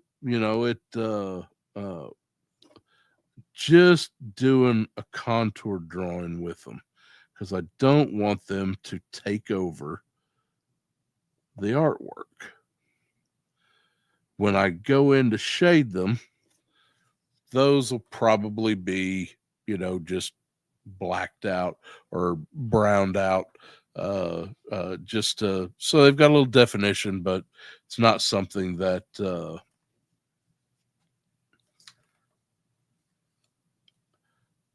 I don't want it to take over. Background should always be background. Keep it simple. The minute background takes over a piece, then that is the focus of your piece.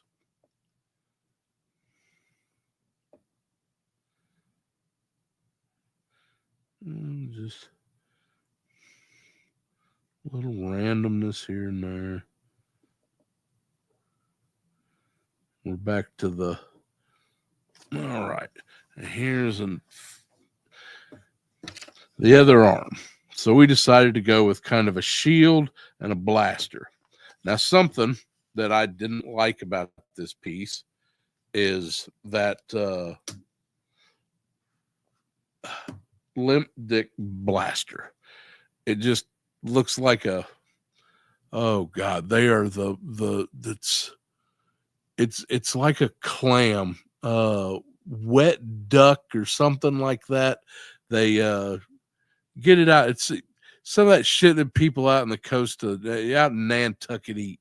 Um, what is it fucking called? Um, it's called like a goose duck or something like that, but it's a clam, and it's just got this big white dick that comes up out of the sand, and apparently they think it's delicious. But anyway, that's what I think of when I see this. So there you go. That put that image in your head, kids. Welcome to the show. Run. All right. So I don't like the way it's sitting. We've got the arm right here, and that arm is connecting underneath. Now, something you can do. This is a little tattoo trick. J-Mac, have a great evening. Ooh, we're at 2 hours, aren't we? I'll be wrapping it up here soon. I don't think we're going to get to the character sheets tonight.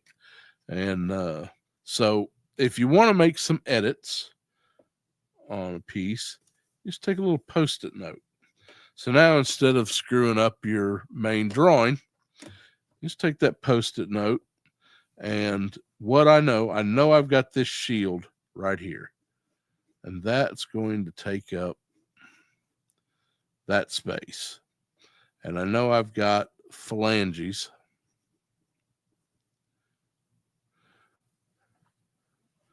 Doctors call them digits right here. So how does that arm look behind that shield?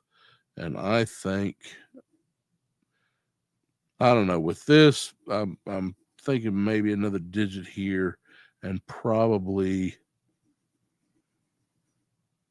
Popeye arms. So there's, all right. So there's,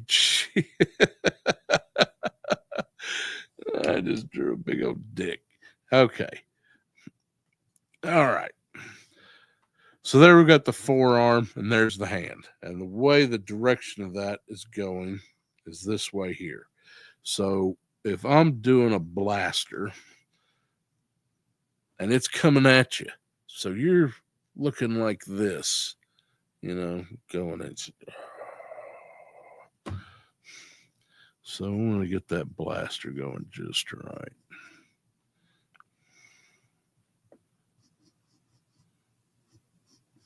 Because there ain't going to be no goosey duck lip dick blasters on my website. Nope, that's not what this channel's about. We are all semi-chub in this channel. All right, now I like that blaster a lot better. So what I'm going to do, but I like the shield. So I want to keep that shield. So what I'm going to do is I'm going to go in here and I'm going to draw that blaster. And remember, perspective is important, kids. So I'm going to draw that just a little bit of an oval. I'm going to bring that up.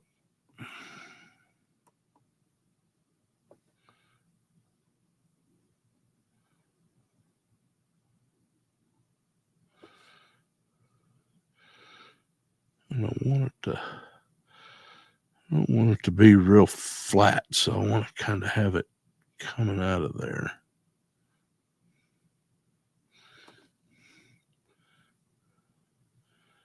You got to watch your tips on these little FLIR pins too, because the more you use them, the more they kind of dull out a little bit.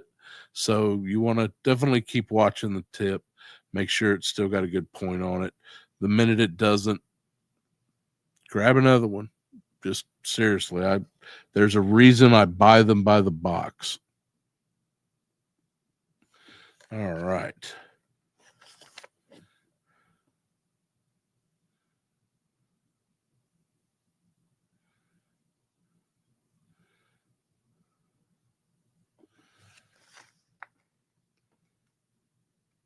Yes, queen. I like that. Cool. I like that a lot better. So that's the change I need to make. So I can pull out that and just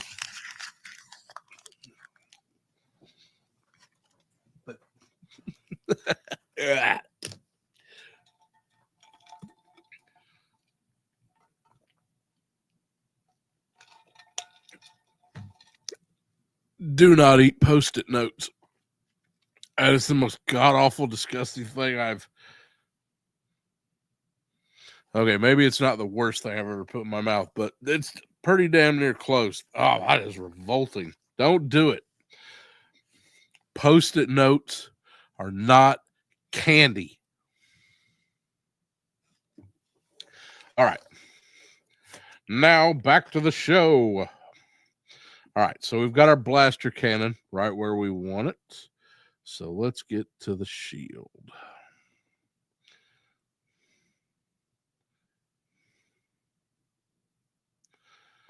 And I really want some good perspective on this. So I'm going to work in a lot of these little details here where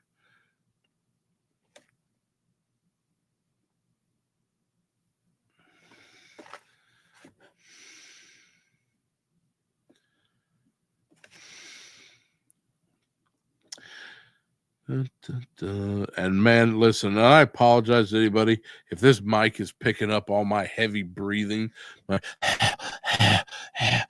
My sinuses are just revolting today. I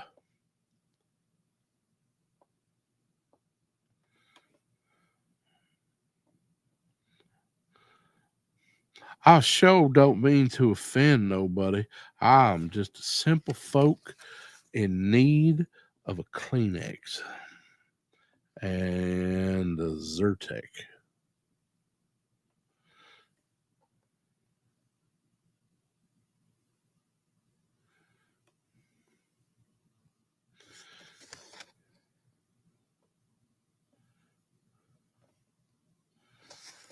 Yeah. Now how do people know that this cannon is round? Well, let's add a couple lines here because it looks boring. A little texture right here. Just a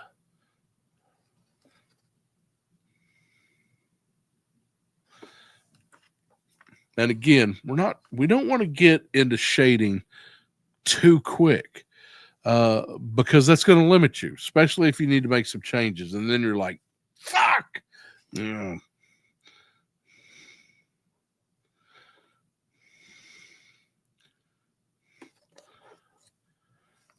I usually, and this is probably just from my years of tattooing, a lot of the way that I work is just from line drawing. In fact, let me show you something. We'll take a little break, little break here.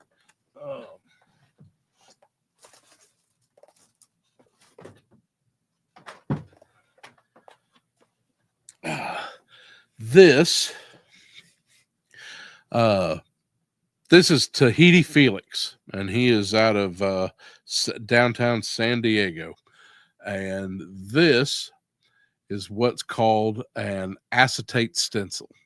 Now, if anybody's ever had a tattoo, you know you get the stencil put on and then they go in. Well, back in the day, they would carve these with a needle tip from an old phonograph, and then you'd rub carbon over it, and you'd rub a little Vaseline on that cutie's tush, and then slap that on her real quick, and that was your stencil, and you would tattoo from that. And so that's a lot of the way that I would tattoo. So I really wouldn't worry about shading or color or anything. I wanted as pure a line work as I could possibly get. And it's a great way to start, especially if you're doing illustration, which, I am obviously doing here. Um, or little character designs or things like that. Start with the simplest line work you possibly can, because we're going to go over and things like this shield here. So that thing is going to get nice fat line. Put that fat line around it because it's close to you. And if it's close to you, well, then shit, it must be thicker, right?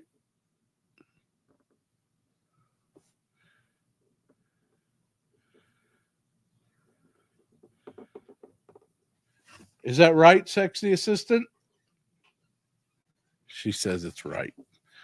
So see, you bold that line up a little bit. You don't have to get crazy with it, but just make it enough to where somebody's going to say, hey, that's different from what's behind it. We kind of want to do that. We can work on that for a little bit. Let's thicken up some of these lines because we're hitting the 2-hour mark and I've had a day.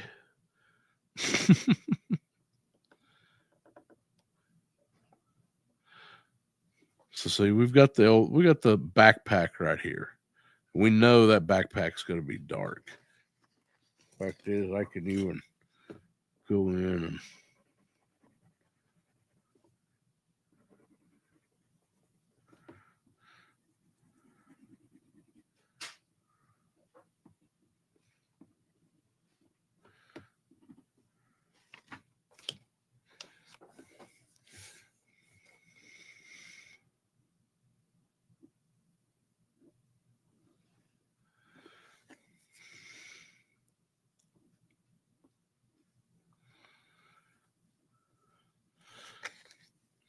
yeah, see, so we got thicken that up a little bit, and it looks like maybe we need to bring that up, but go thick to thin. You always you got that line. Let's see here. Let's take that line. We'll experiment with that. So this is closest. This is farthest. All right. So the closer that line is, we just brush like you're doing little brushes. Just brush in some lines. You can always come back and smooth it out. Typically, a good line is that line. You fill it in, and you can do little circles too. It's the way tattooers do it. Then you come back and you smooth out that line, and you got a nice and crisp. So we're going to thicken that up. But the closer we get over here to far, we're going to thin that out. So we get really thick over here. Cat whiskers. If you've got a cat, cat whiskers, thick up towards the cheek, and then they go all nice out and thin. So that's the way you want to work with line weights. And it takes a little practice, but the more you do it, the more you really start noticing it. And you can do it pretty subtle. You don't have to go, big old fatty old school sailor tattoo lines like this dumbass does all the time. You do some other stuff. Experiment with it. See what works for you.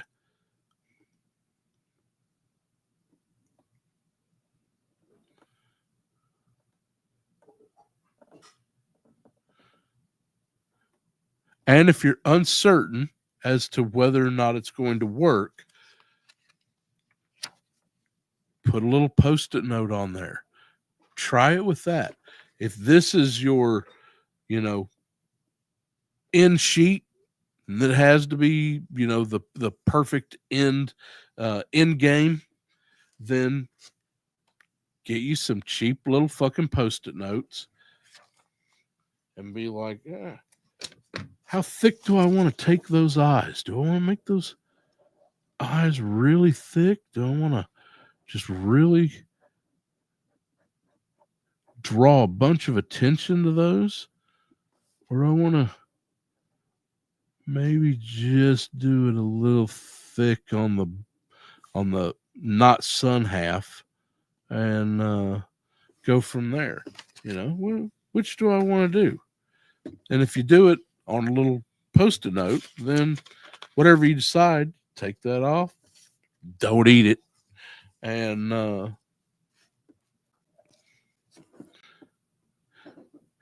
again, don't let, if you're watching this and you're trying it, don't let what I'm doing, if you think I'm, thank you, one, if you think I'm doing something special, but if it frustrates you that you're not getting these results out of the gate, keep doing it.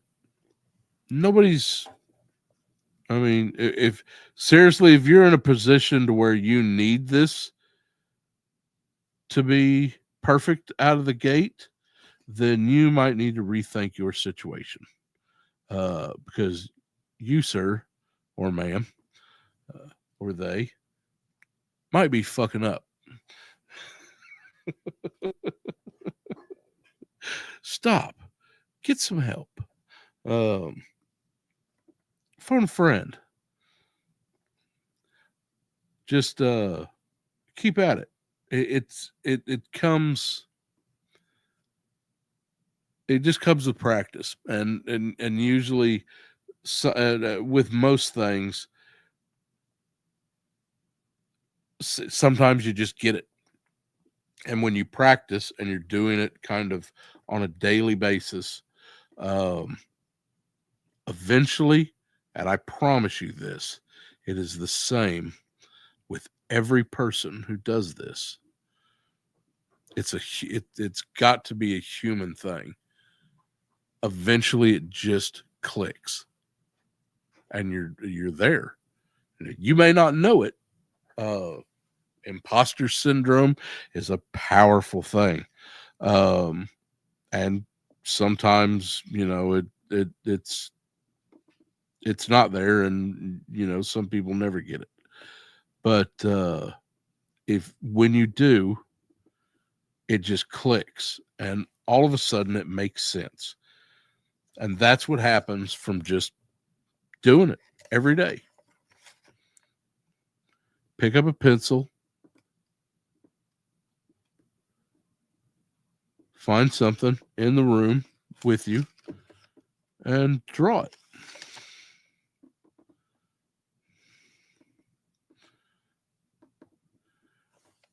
And pray to God the kid in the next room has good medical attention, because this does not need to be a life or death situation.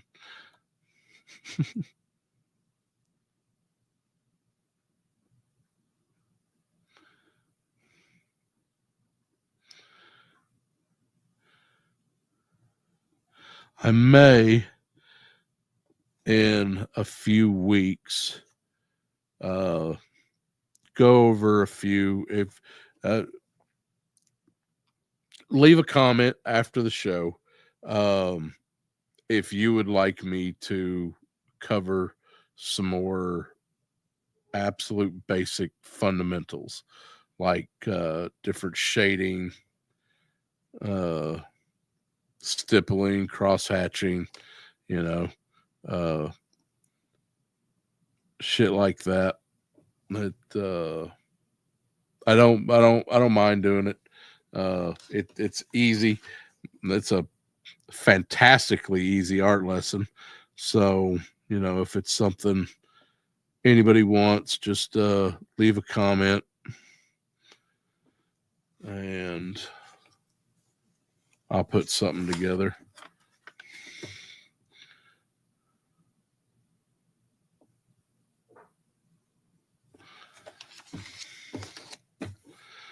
All right.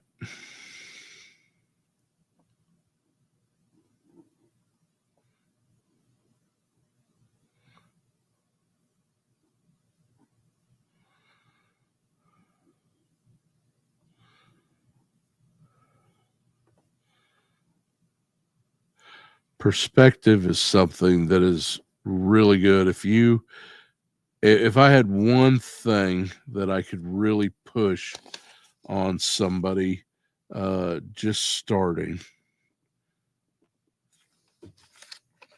perspective. Because this is, of course, how to draw comics the Marvel way. Hey, Mr. Blake, it's nice to see you, sir. Um,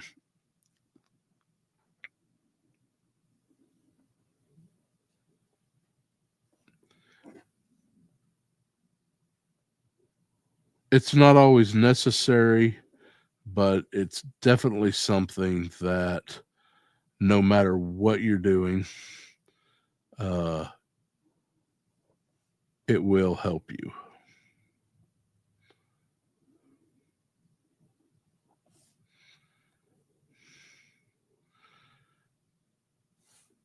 And it's hilarious because it will irritate the living shit out of you. So, and I want to watch that stuff. So, what's the German word for it? Shinfruen, sexy assistant.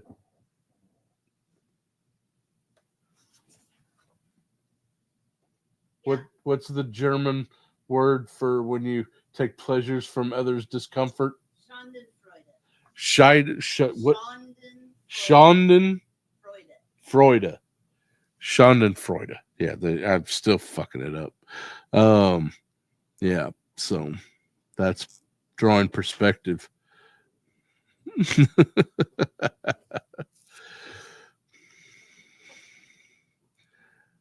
Oh, sexy assistant.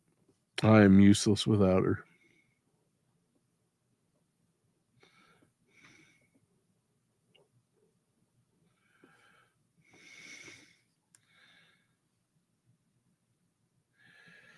Now, I one thing that, and we are keeping it simple, but if I had more time to really play with it, adding texture into this background, especially on this centerpiece here, I would definitely put, um, yeah, words are hard, especially when you tried to eat a um, post-it note and discovered that it's nasty and you can't get that flavor out of your throat. So, hey, it's a good example of Schadenfreude, Schindler's List. You know, fucking Germans.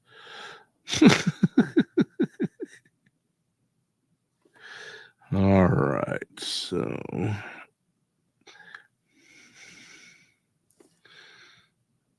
Ja sprachen Sie Deutsch.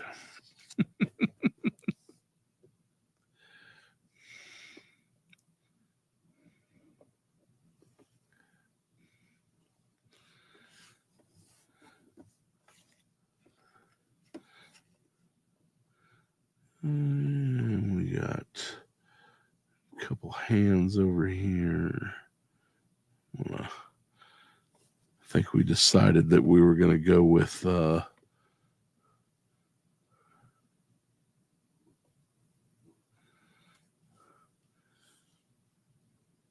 salad fingers on this guy.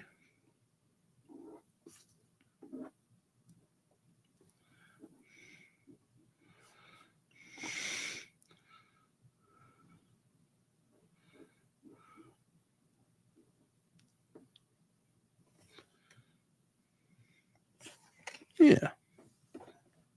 Yeah, why not?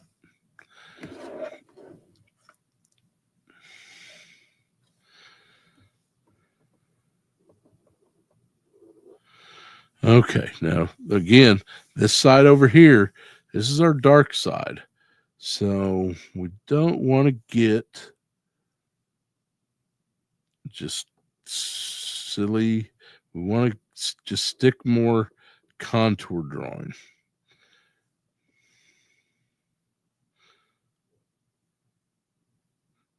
We know we're going to come back and do some shading, so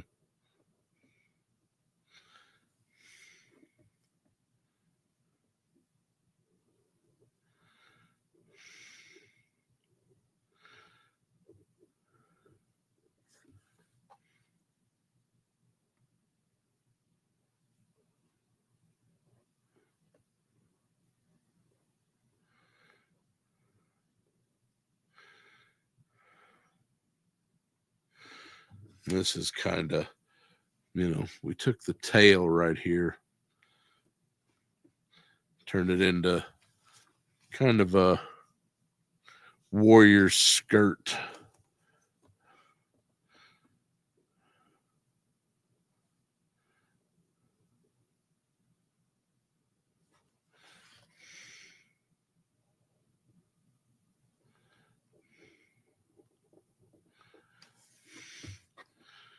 And I definitely jacked these feet from a Warhammer Space Marine.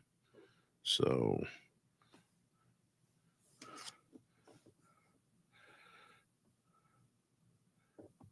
in the tradition of 40K, steal everything you can.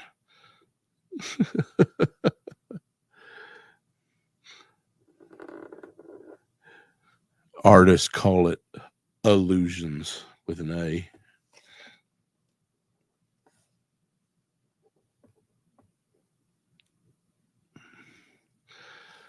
I heard it said one time that originality is undiscovered plagiarism. Words to live by. All right. So let's thicken up a few spots.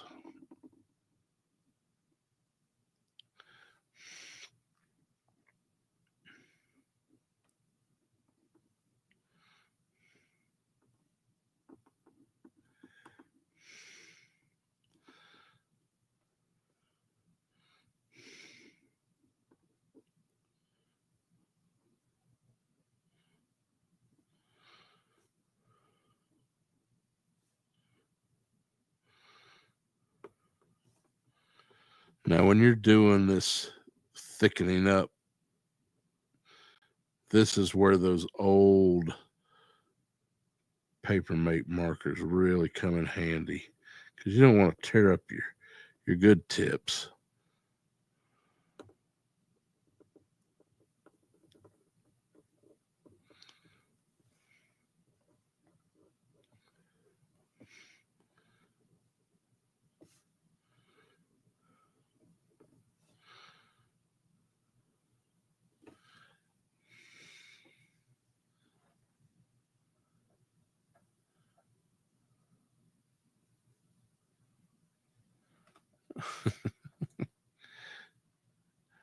Everybody told me I should have learned to code.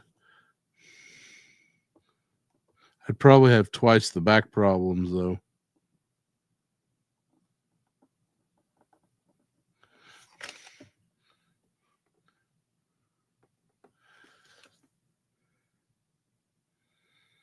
All right, let's maybe just go ahead and thicken up just right here a little bit.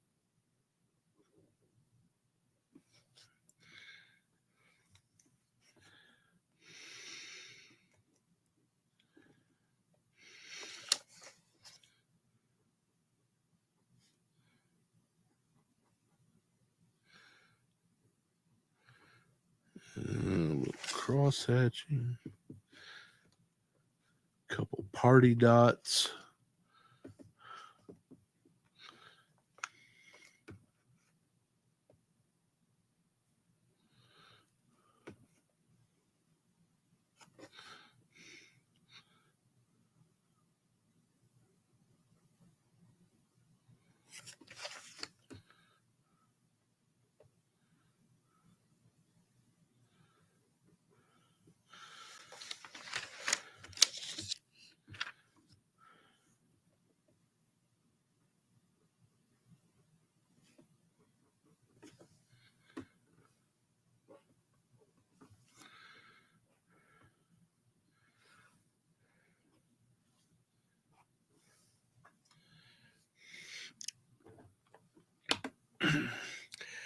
And there we have it, ladies and gentlemen.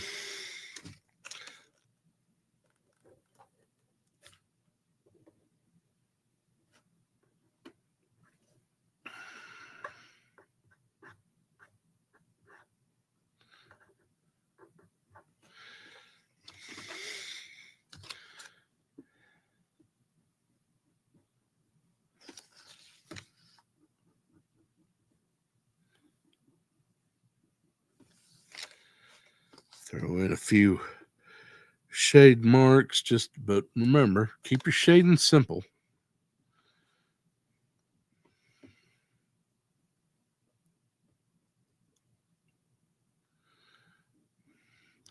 Need to thicken up that little claw a little bit, though. It's not showing up really well.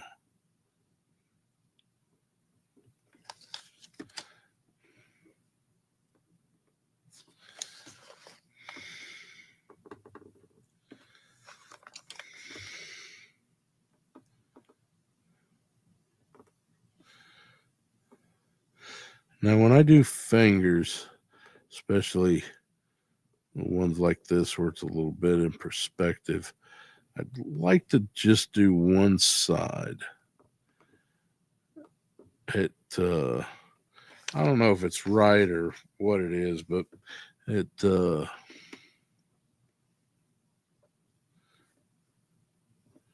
don't know, maybe it's just a me thing. It might look like shit.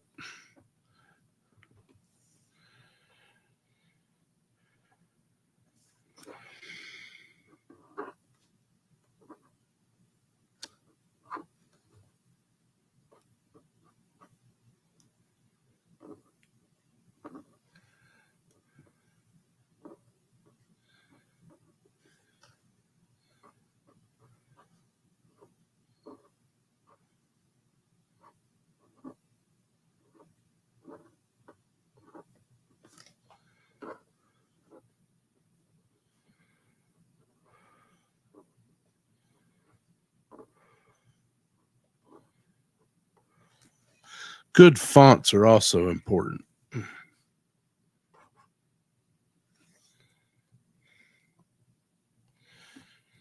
All right, so now we've got,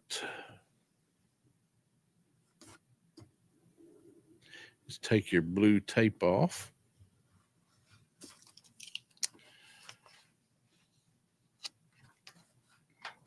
And see, and you still got your sketch, your photocopy of one. And you can do whatever with it. Redraw it.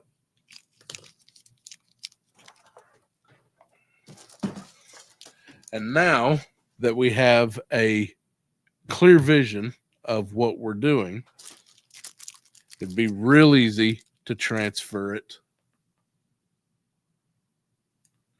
to the character design profile sheets. We've got a good front view.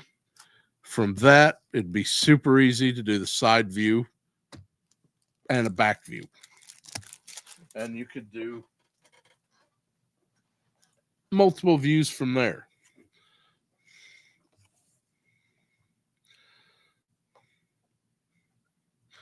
So that's it.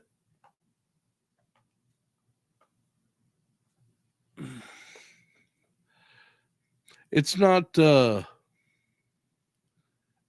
that hard.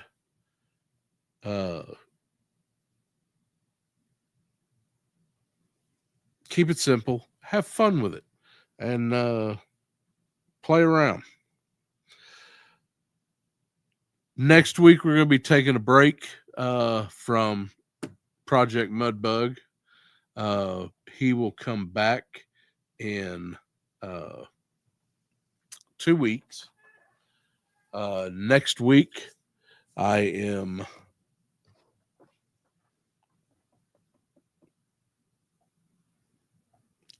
come on now. Next week, I am doing I'm painting a figurine. And that figurine is the head of Laser Pants.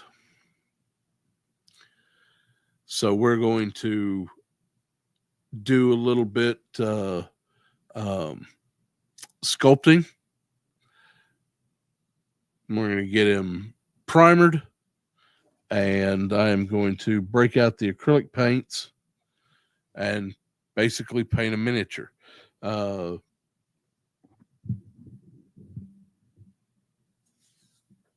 It should be pretty fun. I don't think I'm going to show anybody anything that there aren't, again, 1,000 videos of across Facebook. But we're going to have some fun and do a little art, talk about toys, and I should have some to show off next time. So stay, there's that. That's whew, can't wait. But anyway, next Thursday, 5 o'clock, I will have the head of Laser Pants, 3POA podcast. Definitely check them out. They are super fun. Wednesday nights is just Laser Pants and a guest. And Saturday night is the main 3POA. And every couple of weeks, Bobby Valla gets on. He's a fantastic toy designer. And it is, I've had fun. And honestly, these last couple of years, being as near bedridden as I've been, they have they've kept me sane. They are hella fun. So check them out if you're into toys. Check them out if you're not. Also tomorrow night, Figure Fight Club, 1,000 sub giveaway. I'll be hanging around the back alleys of that place. It's going to be a lot of fun. A lot of really cool toys that they are passing on. So it is definitely worth going and checking out. Figure Fight Club, right here, wherever fine toys are sold. So one last look. We have Jamokian Mudbug Commander. If you have any comments on it, I promise I have no feelings left in this world. So rip it apart. If you think you can do better, show me what you're working with. And let's go from there. Otherwise, I hope I shared some knowledge, and I hope you had fun. And we will do this again next Thursday at 5, where I have the head of Laser Pants. So that's going to be neat. Enjoy. And as always, we're going to end this with Collins Jim Dictionary of Quotations. And tonight we are looking at, there we go.